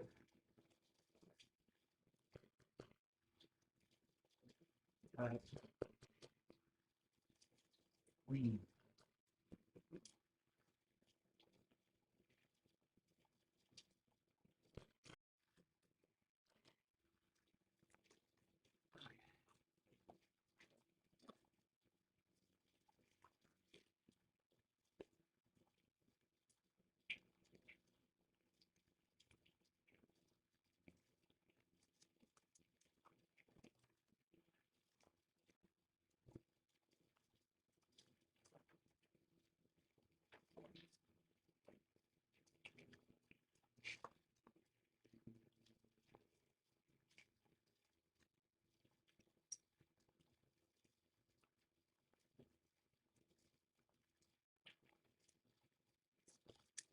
Right side. So we're tapping it. So we're putting the threads in the metal for the bolts. And that's what this machine does. Add some oil to this first.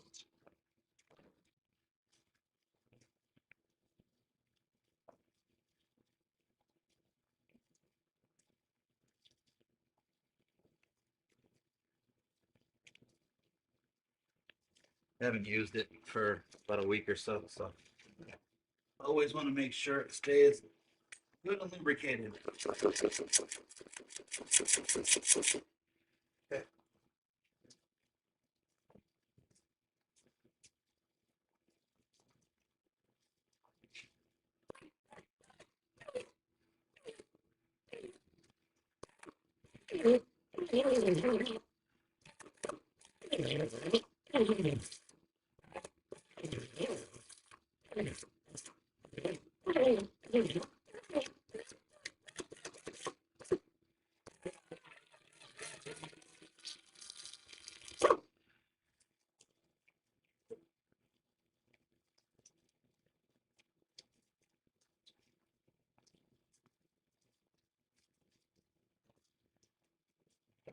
So you'll see that I just put into this hole, where to go? Right here. The threads that are in there now. Now we can put a bolt in there. That's one. Just these, as you can see, are right now, there's no, can't find the hole. There's no threads in there right now. So just gotta put them in.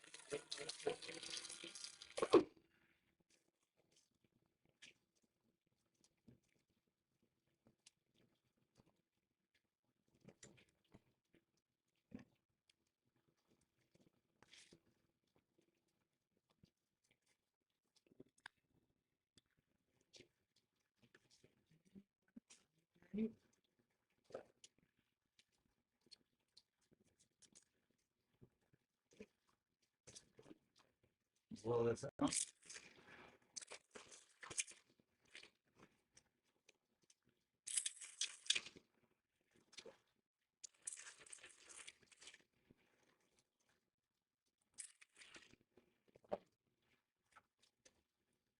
right, I'm gonna go put these back out there, and then I'll come move the camera out there. We'll finish up.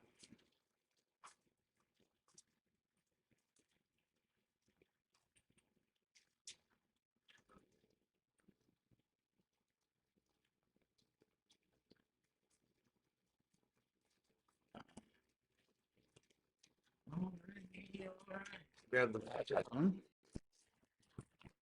Grab the camera. And grab the rest.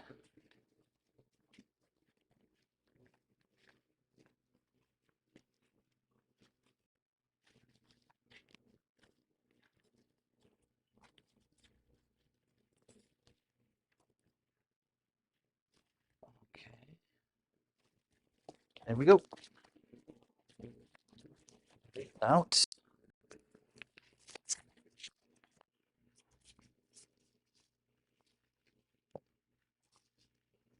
we got our bolts.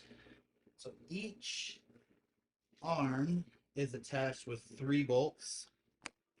So we got a total of 6 there.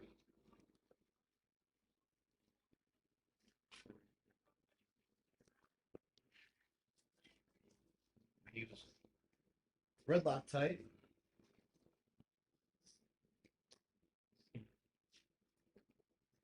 Good shape.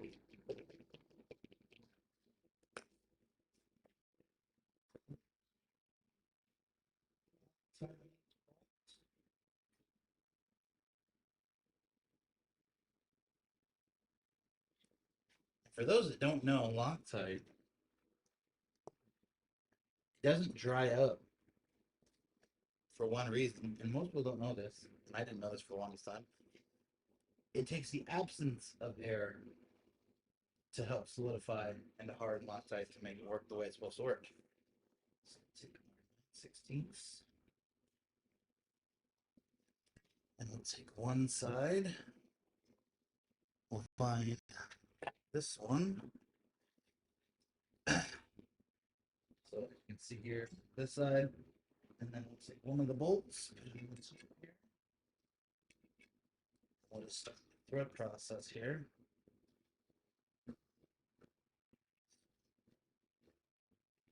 Just want to make sure that finger tights, and that way it's not cross threading, and we know that everything else is going to be perfectly good and lined up.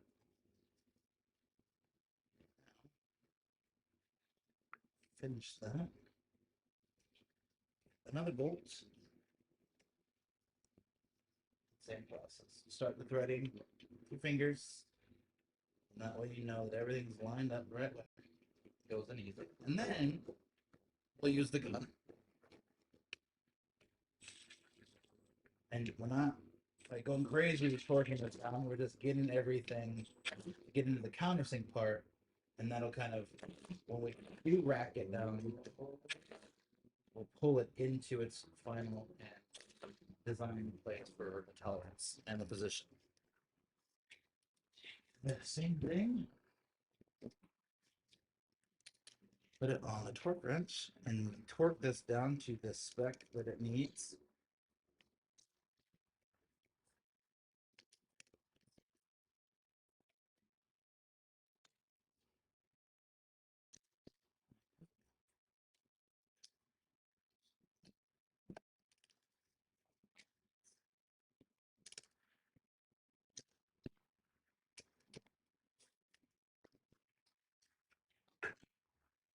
So that is one operating kit. It opens and goes up, but we still have to set in the limiter, which is this bolt here.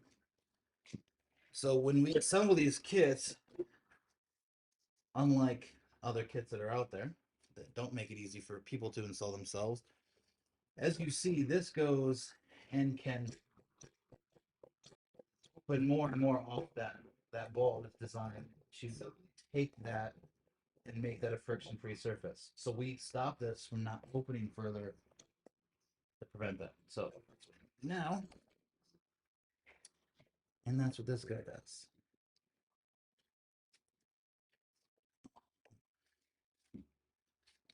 Take this real quick. I'll be right back.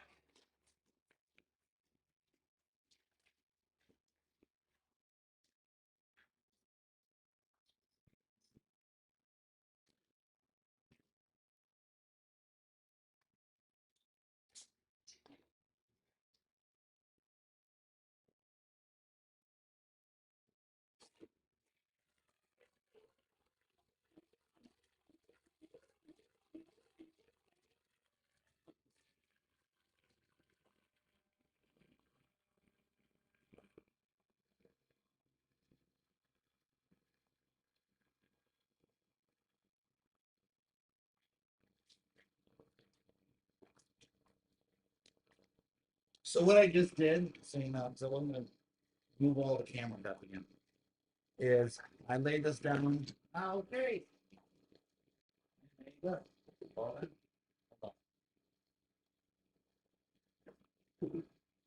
Thank you. So what I did was took this, ran the tap through both. Now you got the half inch of the frame and the half inch of the main bearing mount, and I just re-tapped it just to make sure that the threading goes perfectly straight. So now it's pulled in.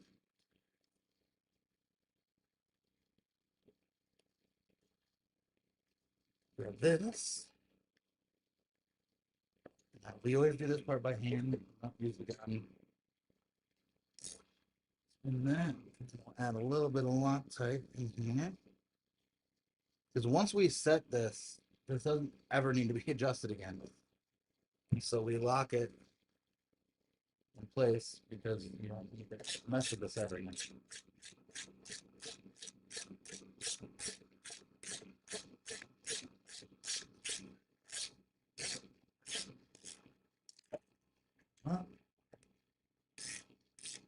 We'll use basically the ratchet to apply the force, tension on this where it needs to be to create that movement. But now,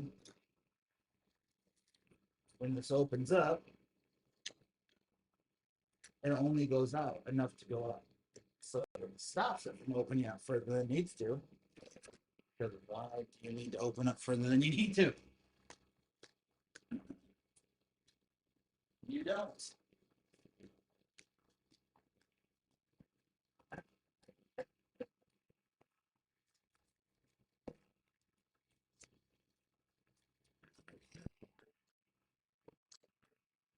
So there's still one more part of this process. So I'm gonna set this one to the side because that one's finished minus one bolt. Only one bolt left to put on that one. That's the very last one. So let's repeat that process for the other side. And let's not do that.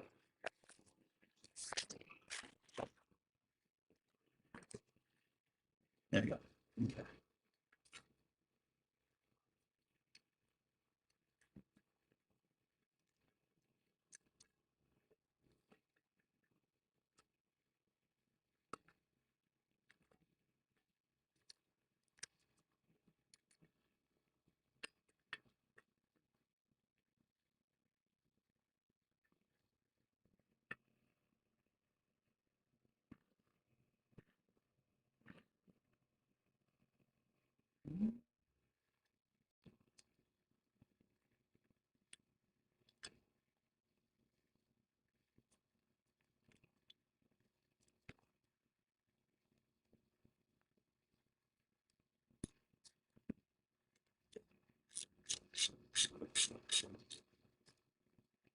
Hey, throwing shit everywhere.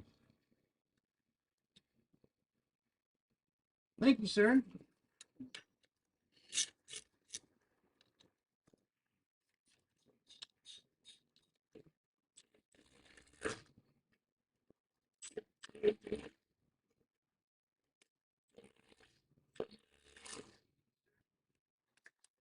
Okay.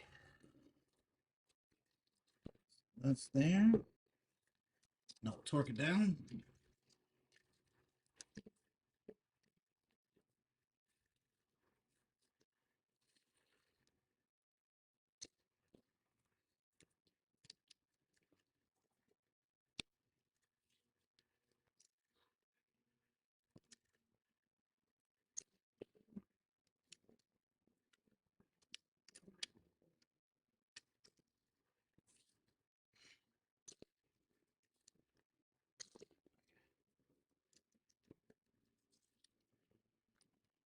All right, so I'm gonna run this in the back, tap through both, and I'll be back.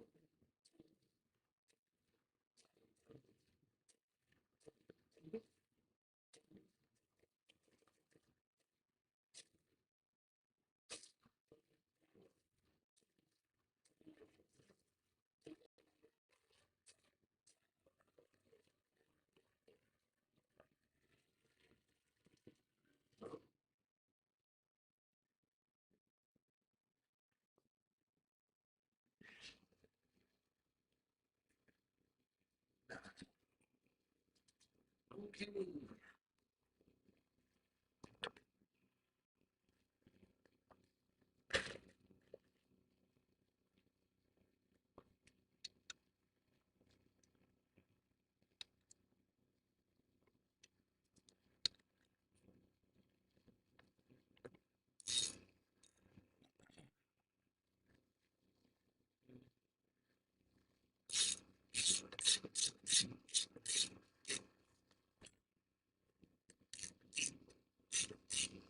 You'll see how that ball gets sucked in, and the arm gets sucked into that ball. And this is just based on experience and feel of where. Hey, there goes the microphone. All right. Of experience and feel.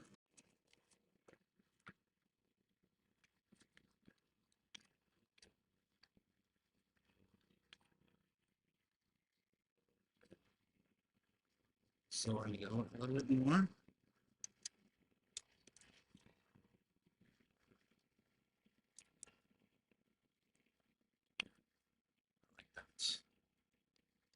Now this, technically speaking, during the install, if we have to make any changes or tighten, because in that roller ball, we have a retention spring basically. And if we need to make an adjustment during the install, we can, but we typically never have to. As long as this part that I just did is done right.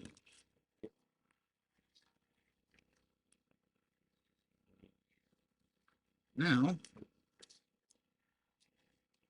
one other bolt needs to be added. Let's open up the arm all the way. Bam.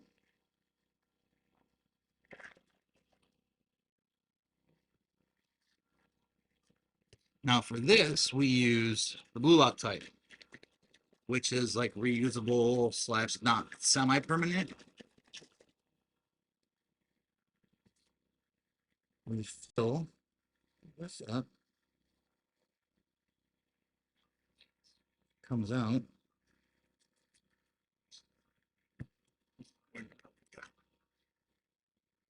Sometimes it gets a little cloggy.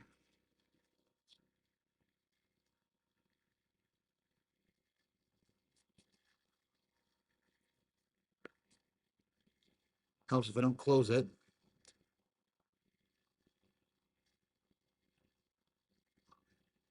Yeah.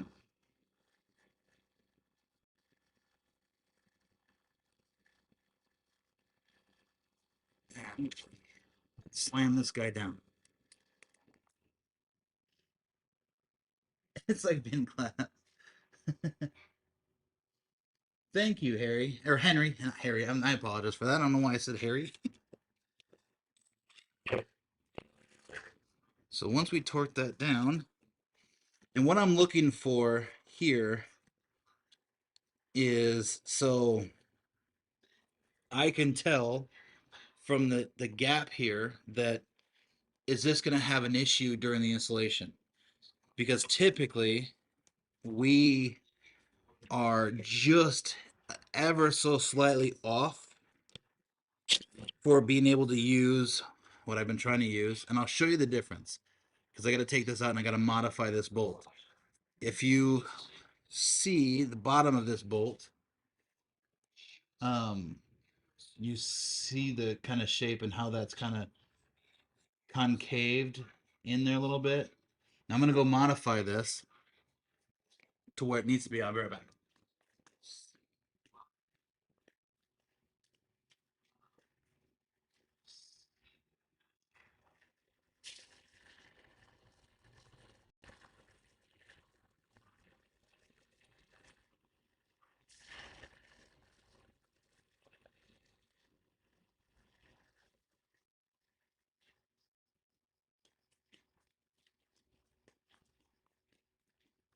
So all that was done, now look at this,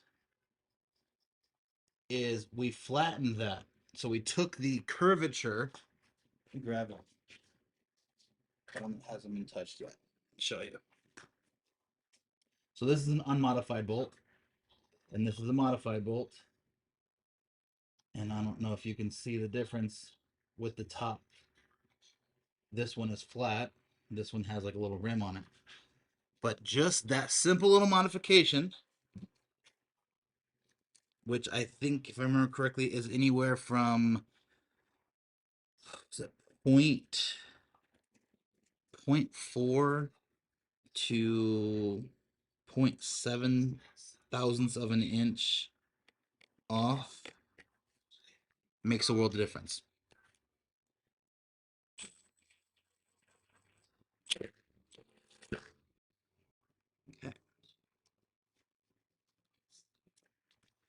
Now I'll test the close, and now I can see that this gap, the bottom here, is well within the tolerances of a good, healthy, fresh, no issue or an issue-free installation. So this kit is officially completely done on this side.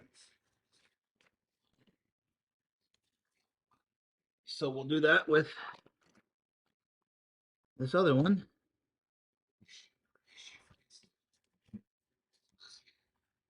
So I'm going to go back, modify this bolt real fast. Be right back.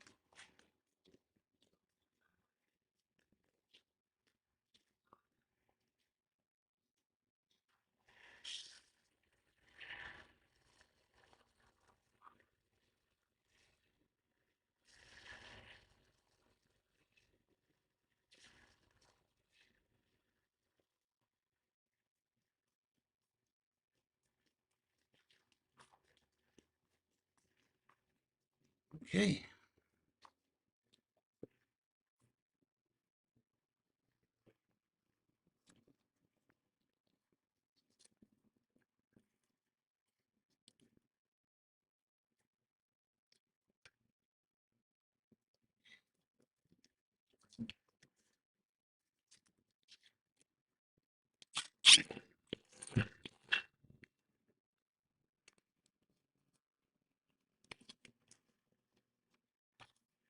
Perfect. Perfect gap.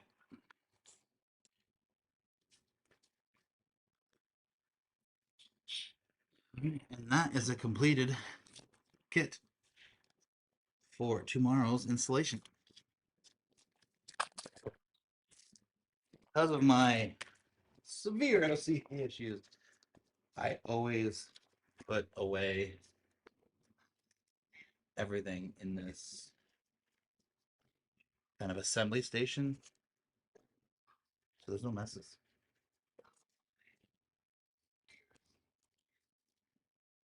And that way you just know everything is where it needs to be when you need it again.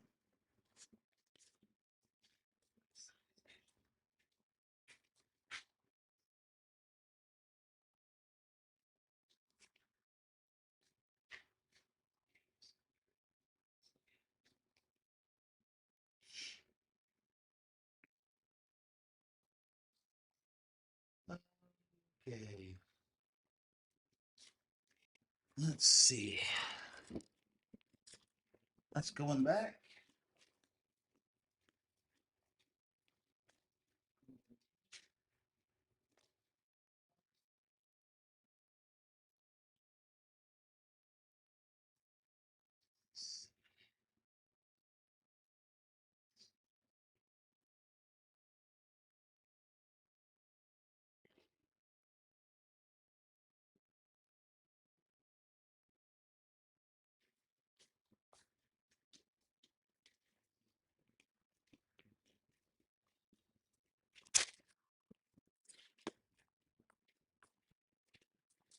So the next thing that has to be done for this install here, this customer is getting a black edition. That's what he's going on or going through. So with that being said, we're going to prep everything that needs to be done for his shocks and his caps.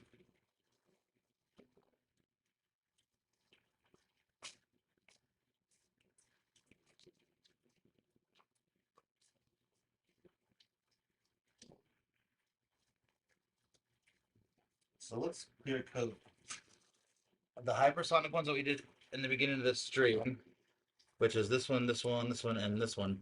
We're gonna go ahead and clear coat those so I can set them to the side and not have to worry about them anymore.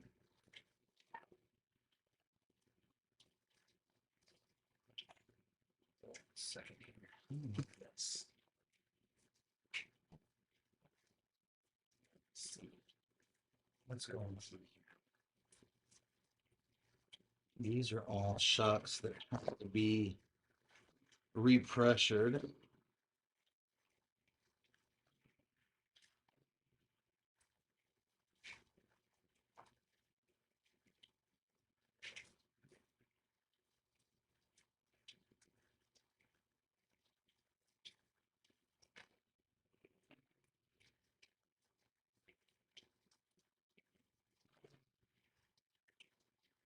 So we'll send these back to the manufacturer. So our shocks we have made for us. And we specifically get shocks made like this, as you can see. There's a hole. Yeah, there's a hole right there. That's the valve. And that's what regulates or gives you the ability to release pressure, add pressure, so on and so forth. However, we don't have, nor will we ever have, the multi-million-dollar or million-dollar plus machine, the nitrogen filling machine, to fill shocks. So when we get them from the manufacturer, we test them on our press, and obviously there is always some slight pressure differences between what our final pressure is, and we have a tolerance of that. So we allow 2.5 psi between left and right. So we allow up to 2.5 pressure difference, psi difference, in shocks that go on the complete kit. We obviously try to match each kit with the closest set of pressures.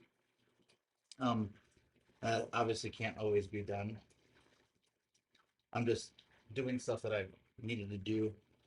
These are what I was talking about, the adapters that we modified, we cut. These are not going to go to a customer, so these have to be repainted. Let me just get rid of them before I forget.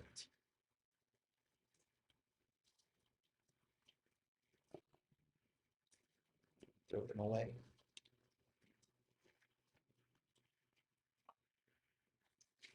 Red ones are fine.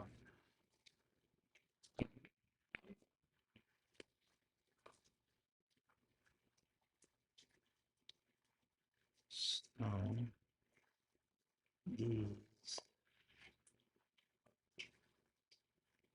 so these need to be clear coated. These need to be clear coated, and adapters need to be made and painted for the green. And the bottom two there are for that one. So I'm just kind of talking out loud, like what I have to do. Apologize. So let's clear coat those.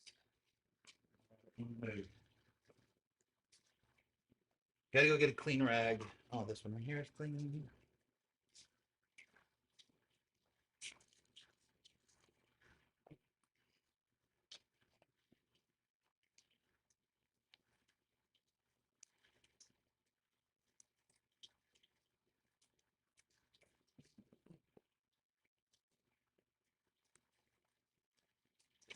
This.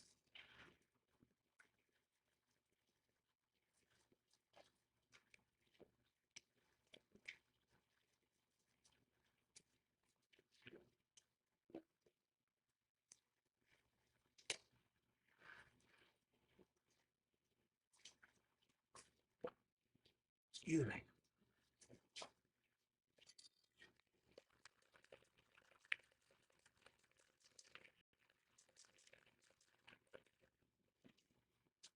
So this is our clear coat that we use. Obviously, all of our painting stuff minus the black that we paint with the main frames. Everything else bottom of quality. Bottom is great paint.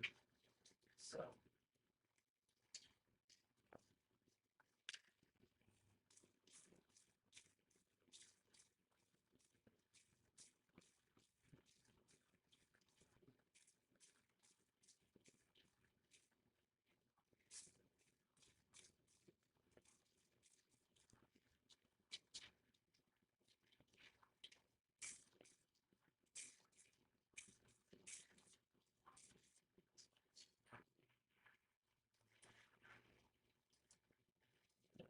Well,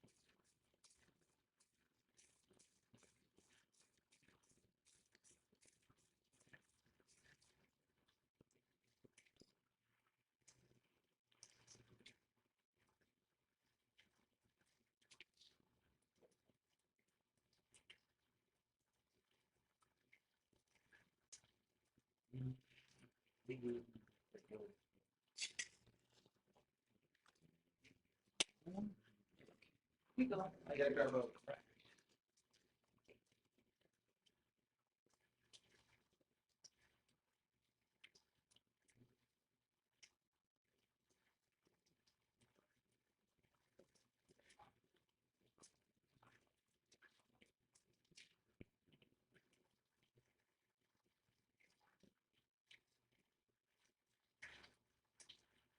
Okay, those were quick. Oh, yeah. Yes.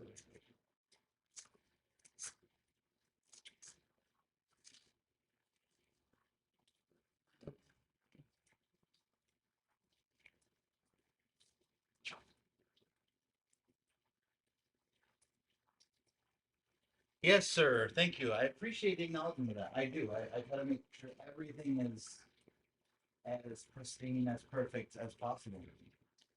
Again, like this isn't cheap, so I feel like out of respect to you as a customer, to me as the brand, it's imperative that quality is kind of main focuses, and making sure that everything is done the way that it needs to be done to ensure that quality.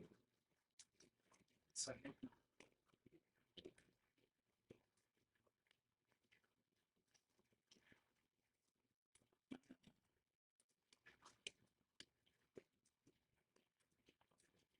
So these are the caps that we're doing earlier.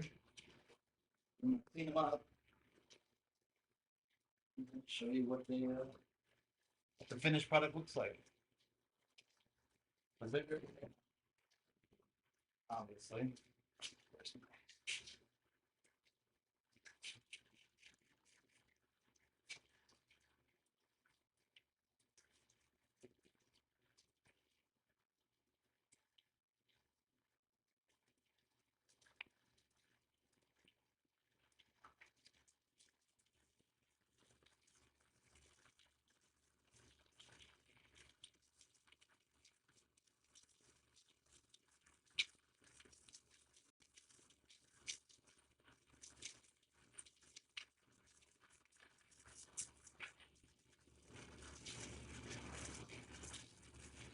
So I can already tell, and I kind of thought this earlier, that these were not going to make the cut, and they're not. And I'll show you why they're not.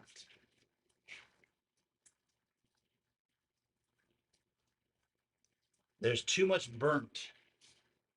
There's too much burn on them. And the main reason why that happens is what I've discovered after doing this for so long is anytime that the laser gets changed, whether it's the CO2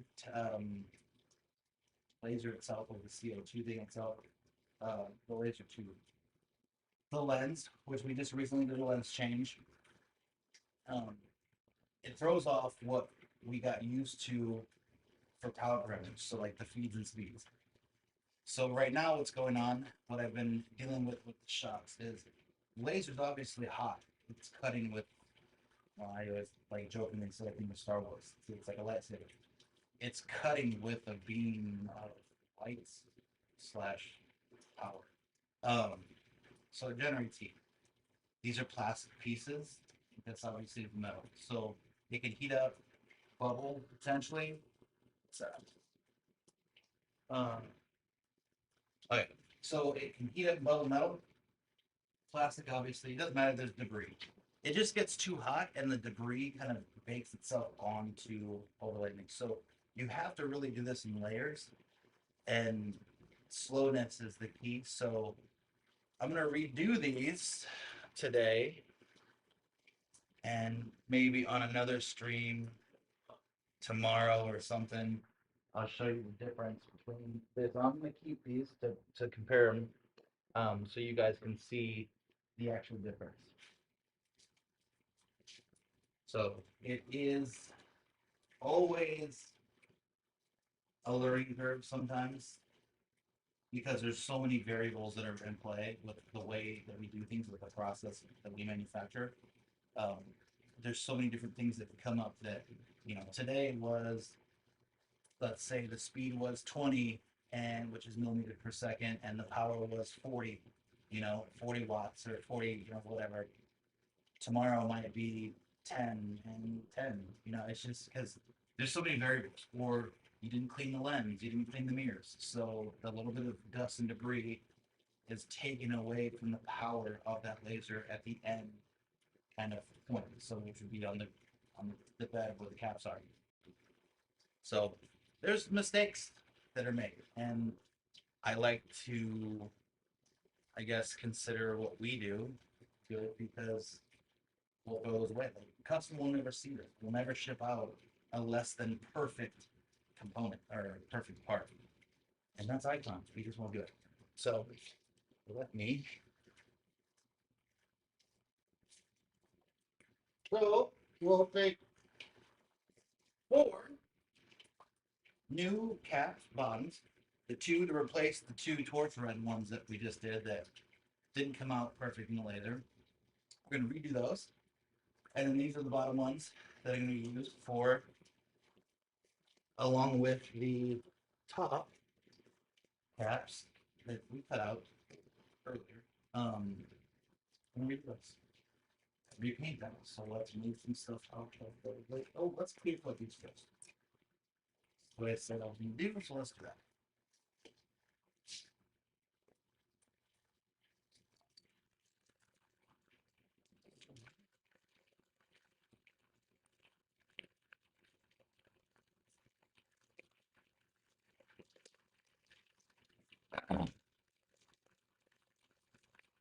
I'm impressed with the stream that's going on this long and like not causing issues.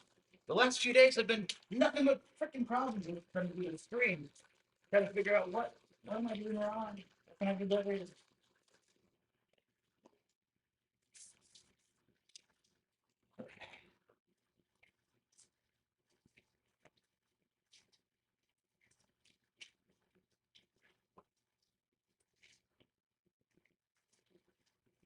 So I'm gonna grab my blower.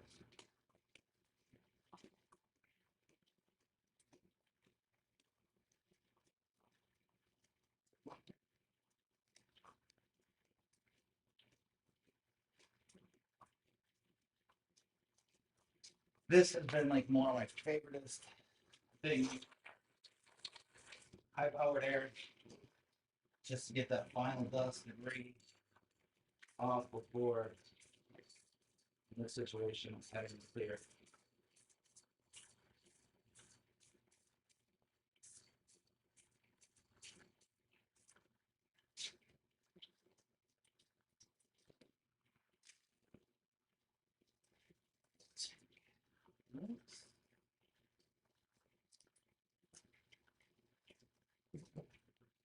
Get back in.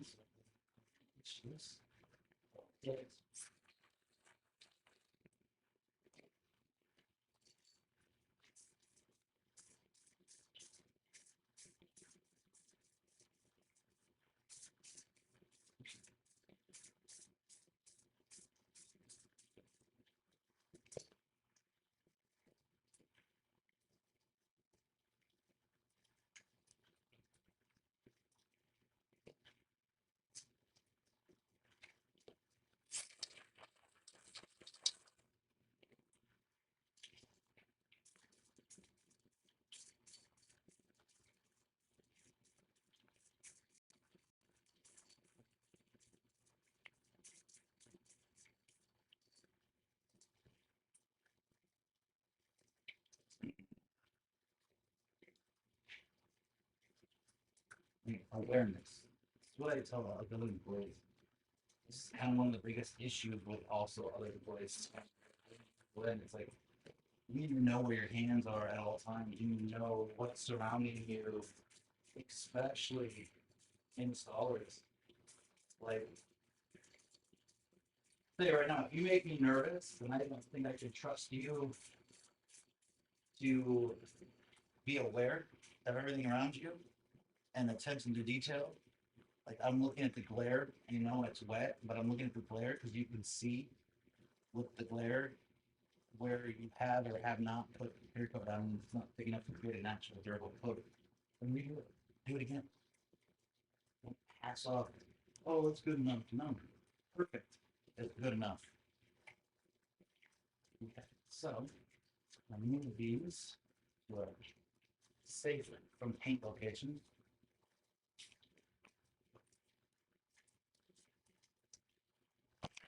That is good there right now.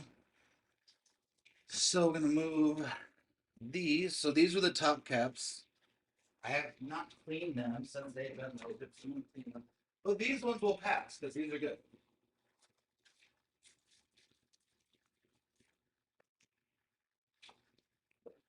Get our steamer going.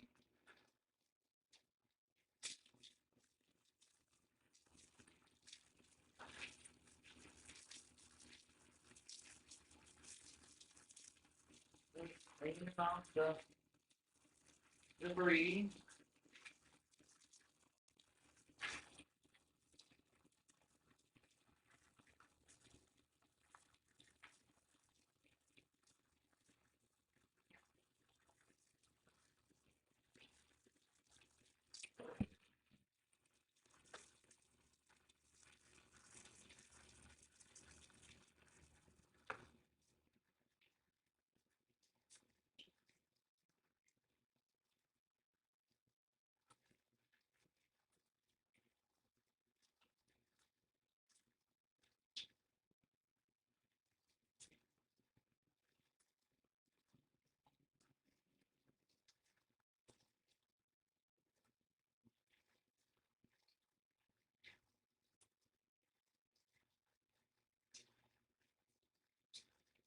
Just gonna let those sit in there so a little bit more.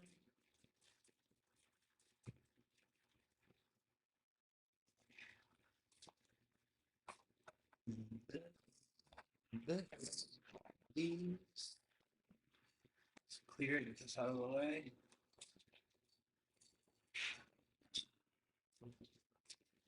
Okay. So those shocks are done. So we're gonna reposition or remove. We're gonna move.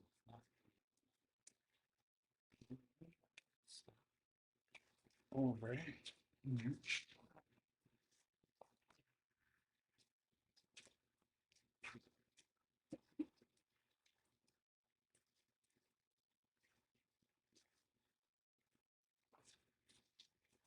They're about to spray over here, so you don't want anything to risk that.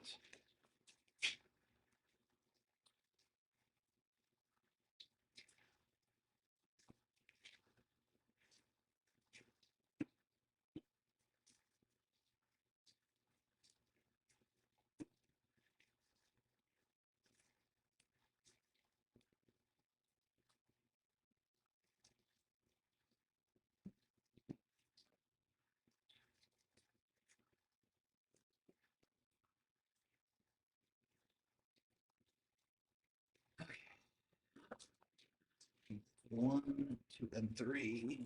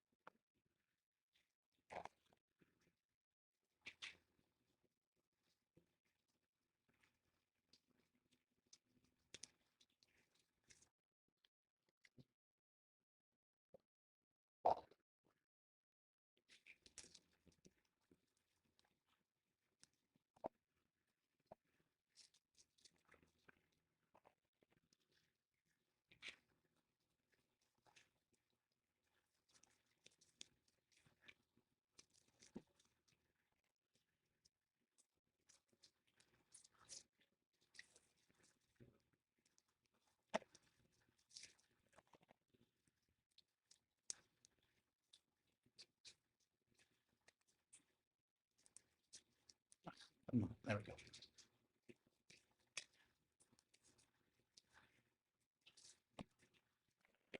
go. Thank you, Henry. Yeah, everything I think is on the verge of being good. Take this.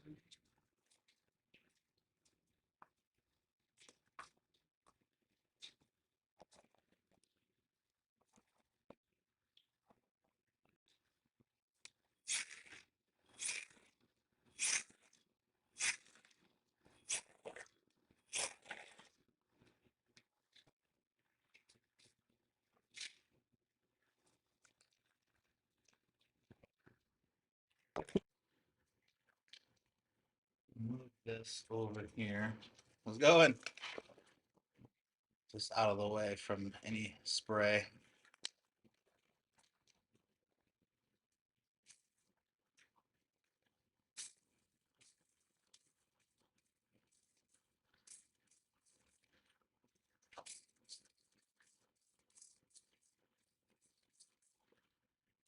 And this is more of a dusting initially than anything else at this point in time.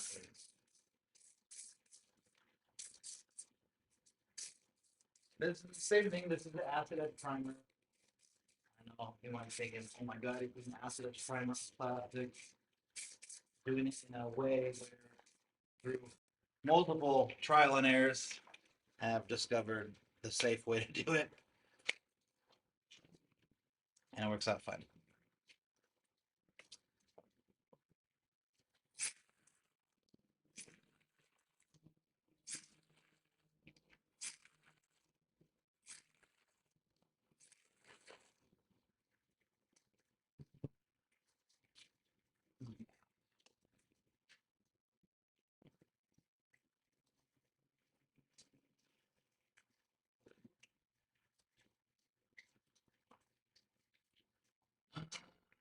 Done the primer.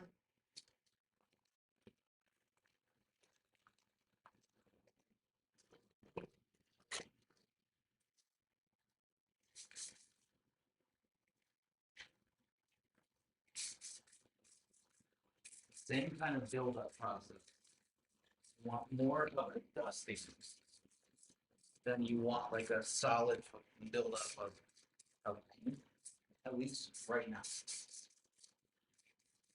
And you'll see kind of the overall.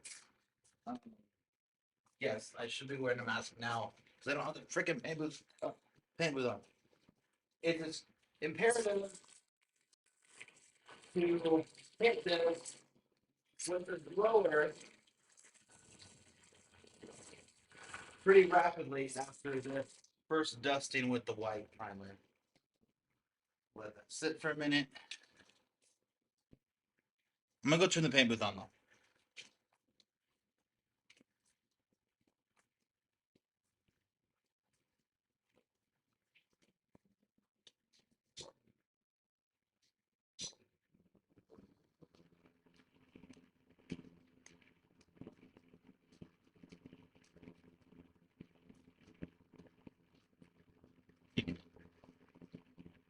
I think you guys can still hear me though, so. Right.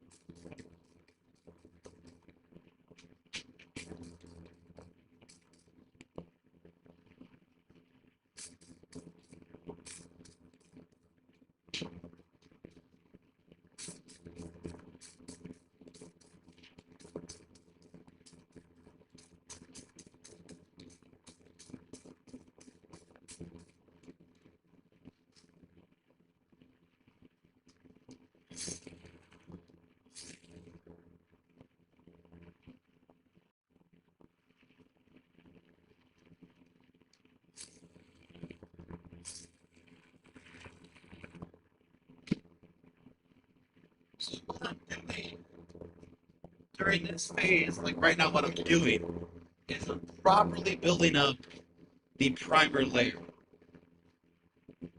It's too much of it too fast in the crack. I don't want that. That's what we discovered during this process. So I'm trying to avoid it. And this is the best way to avoid it.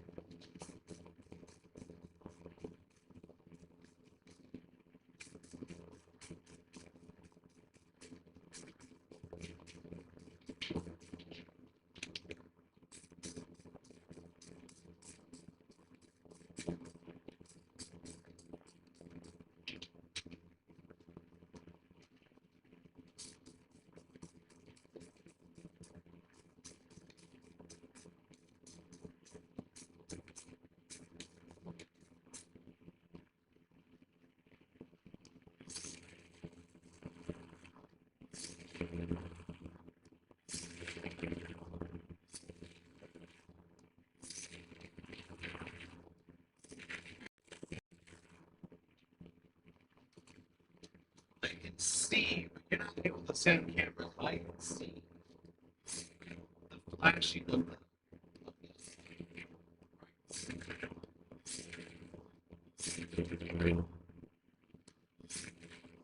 What I'm doing with the air is I'm kind of like forcing the flashing or controlling the flashing.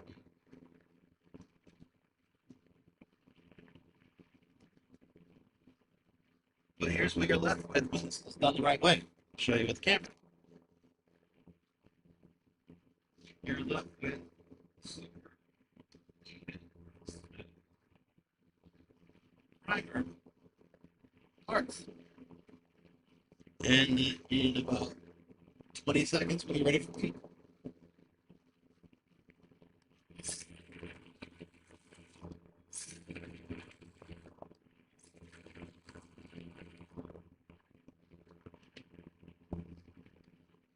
I gotta get shock and depth. I'll be right back.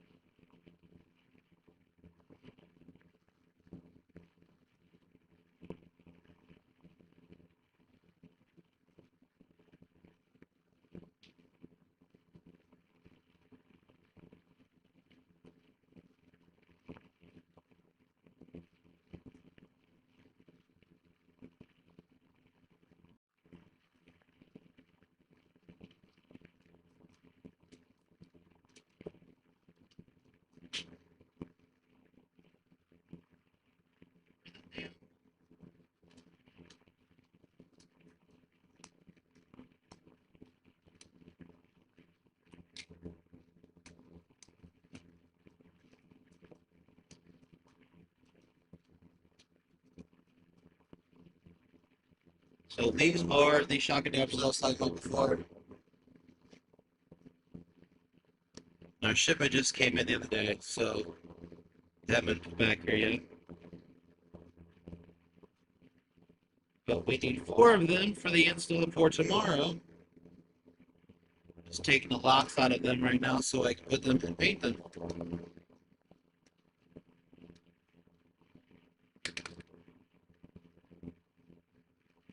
So locks are already in them. We get them, so we don't paint those.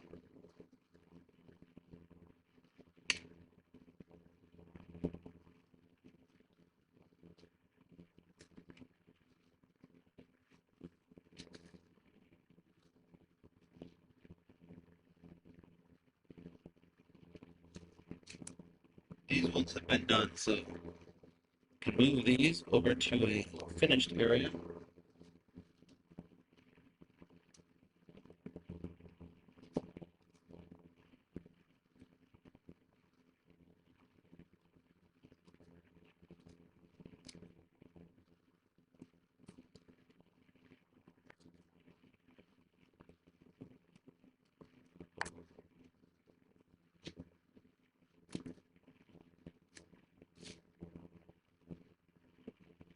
These are going to go on shocks.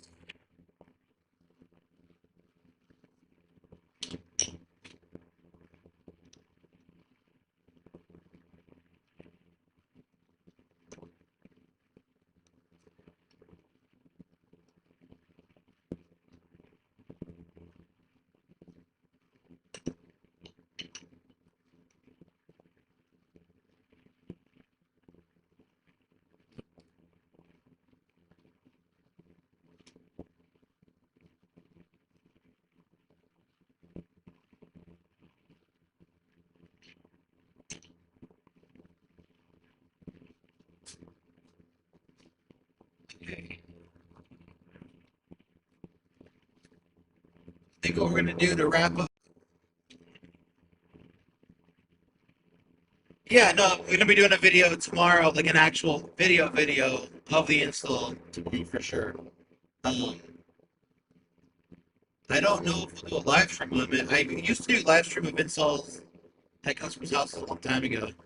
Maybe I bring this back. But we'll be making a video of it for sure. Okay, so now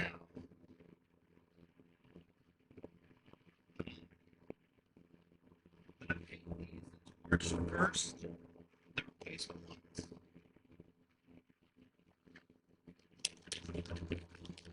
The ones that I messed up. The laser. The laser. The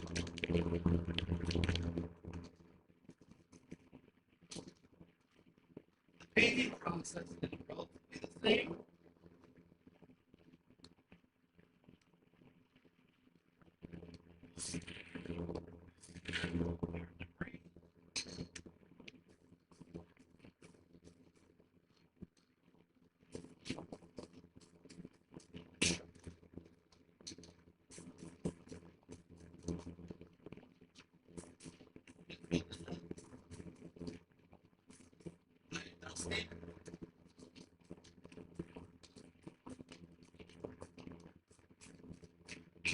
We're going to lay down anything.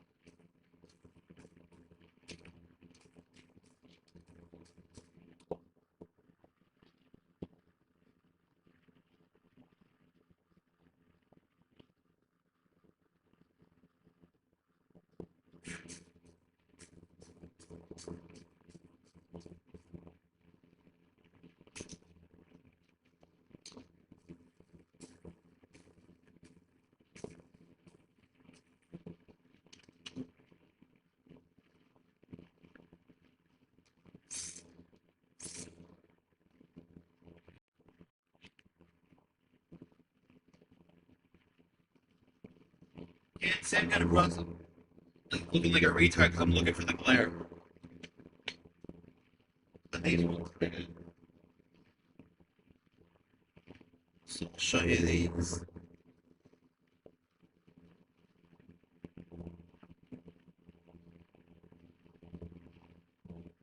So I'll put these to the side.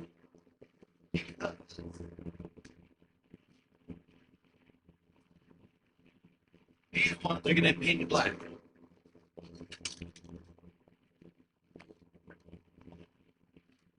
And these don't make. You don't want black over red. Vice versa.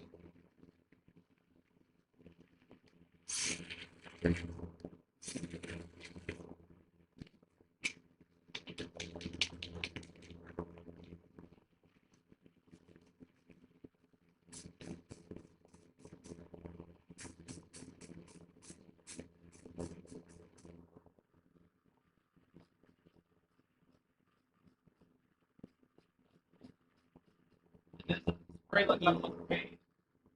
So that's yeah, the consistency get aware of. These bills, especially anything that's my finish. Because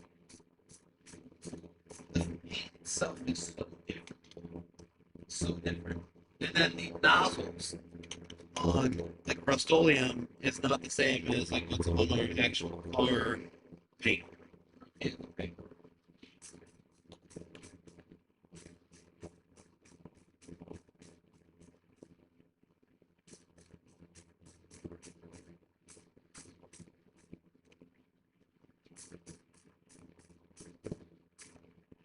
So, use the glare when painting. Or black it is. You gotta use the glare to control your flow of paint.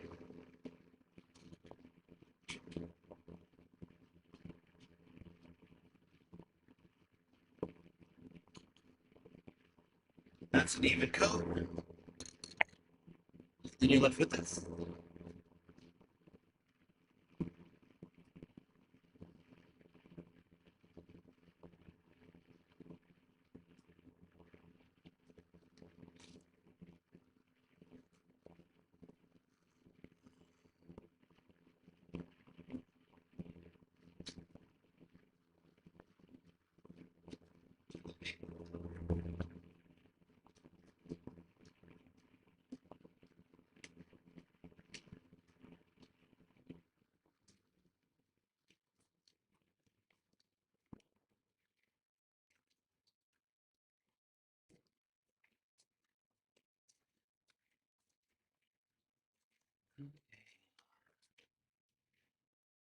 Get my naphtha.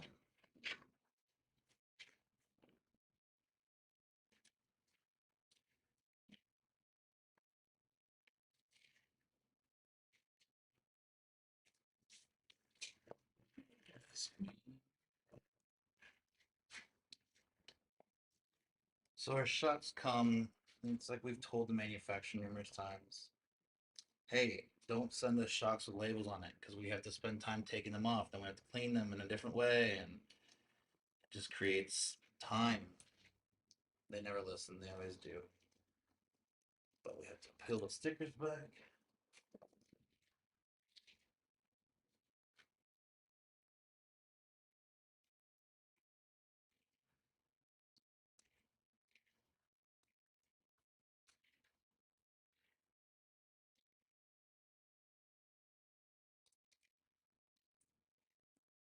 It's not always easy, as you can see.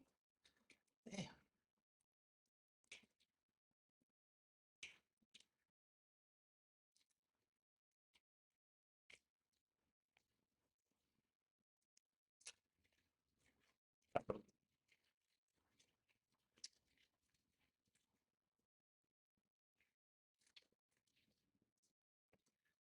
Then we use some naphtha to really clean all the adhesive off of the shock housings.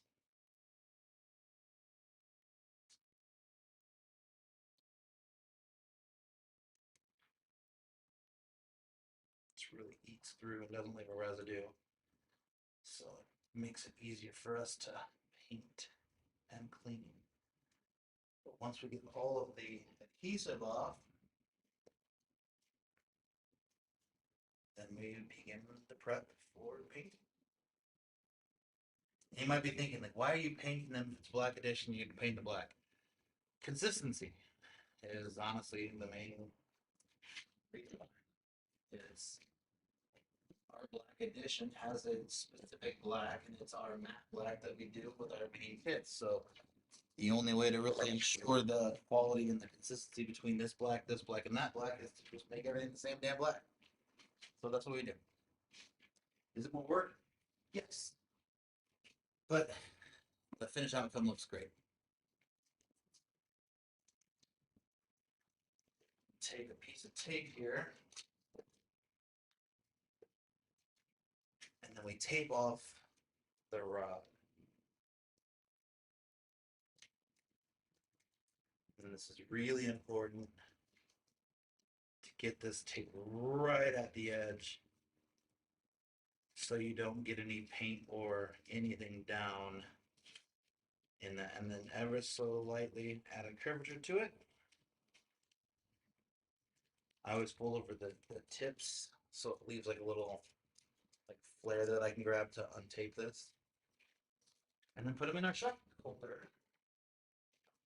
Not too much the prepping process to get to the taping stage at least with the shots. So once this final one,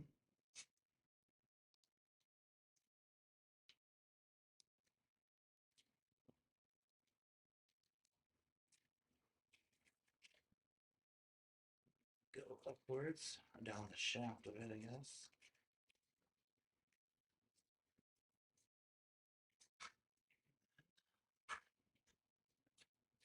Position you.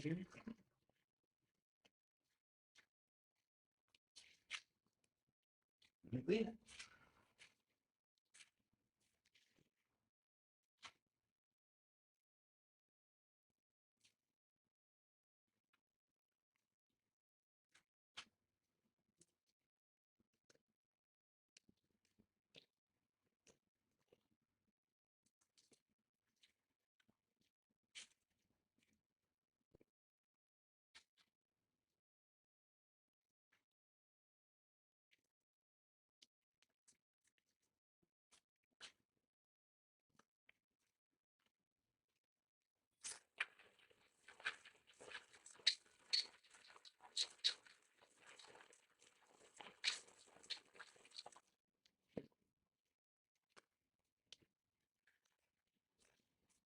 Turn on the booth.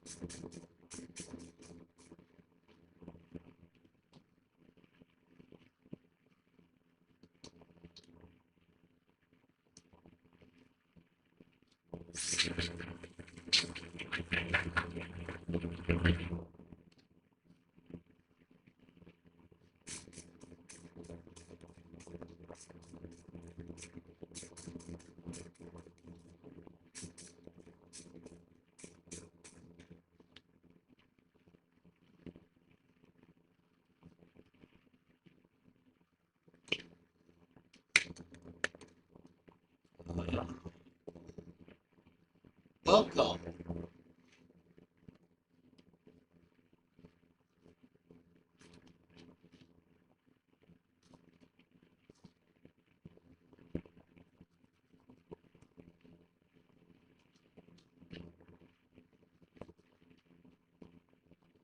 Oh, you know dang well we have no license.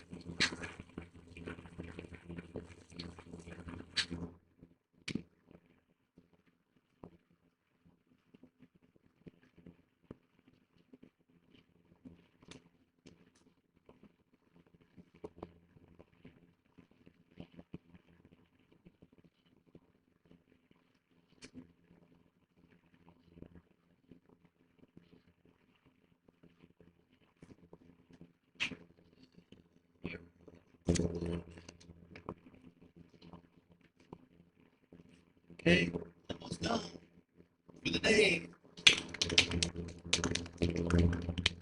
Now we're just gonna finally lay down the black for the black condition shocks for tomorrow's install. And then we're gonna be done with the screen today.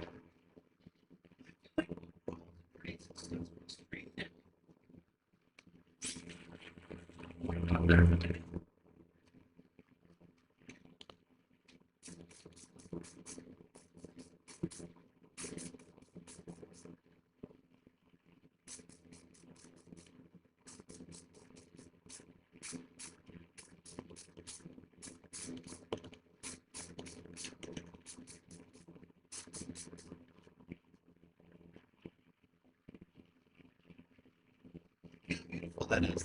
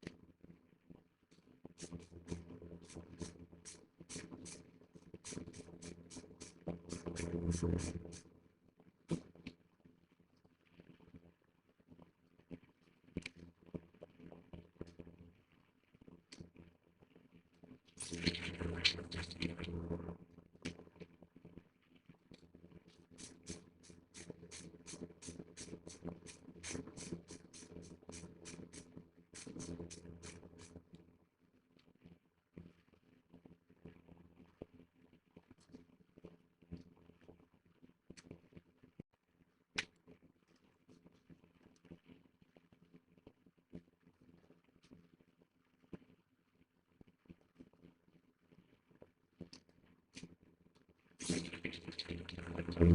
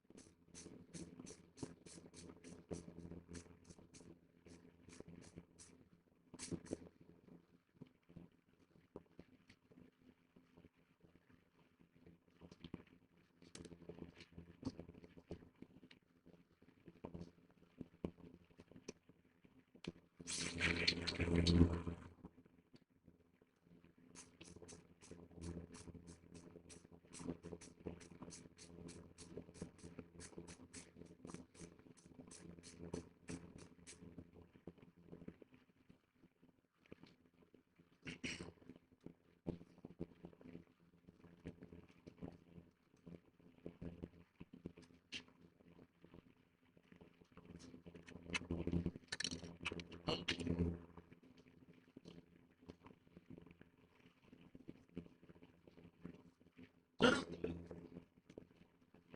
You already see the back.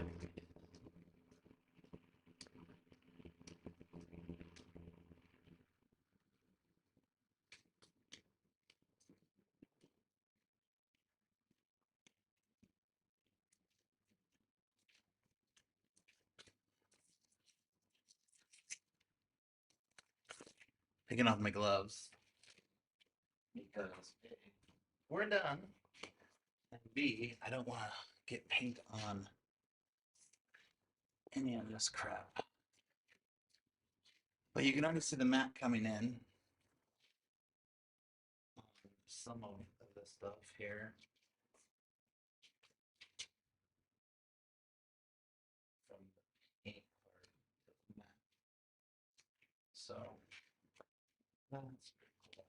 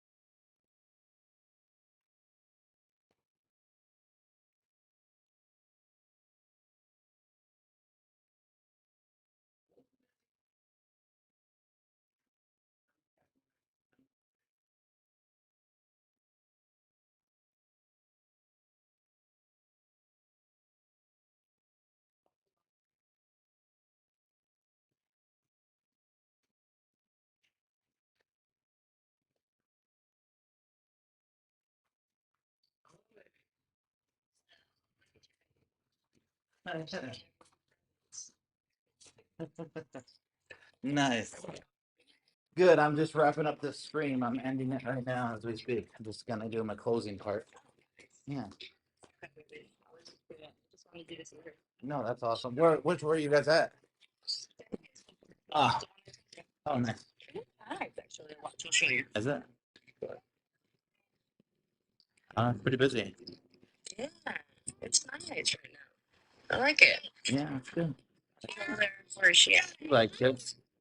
She, oh yeah, she's over there. Nice. She's getting her workout in. Good. For sure. Good. All right. Okay, all right, I love you. Love you. Bye. Okay, so recap here, I guess, on today. And can we mute this so I don't hear myself? Okay. I feel like the past few days, I've been really, really trying to get a good handle on how to do the whole streaming thing, how to make it consistent, how to make just it stay up for, we've been live for over 3 hours, which I find freaking awesome. However, a few things like I'm watching the stream. I also see the broadcasting software here.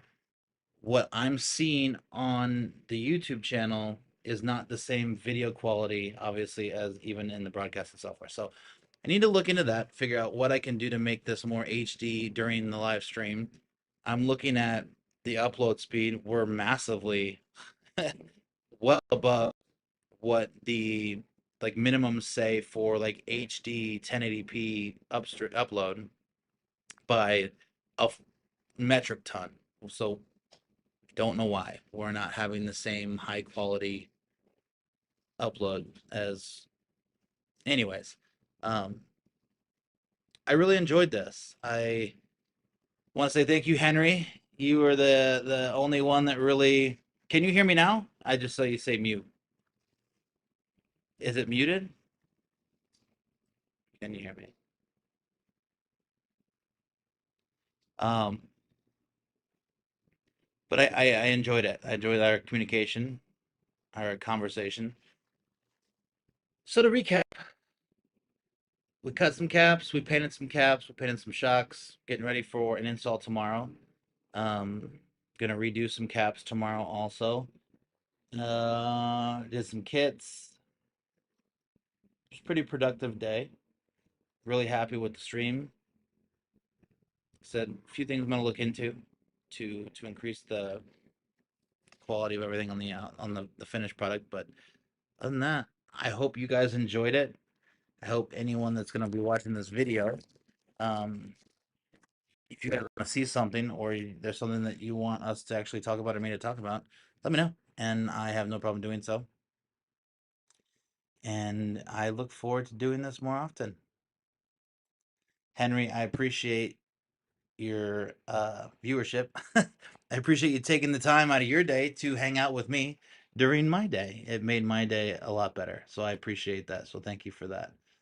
And same with all of you who didn't talk, but I saw you. I can see you're watching. Um, you don't have to talk if you don't want to, but I encourage you next time, just say hi or say, hey, I hate you.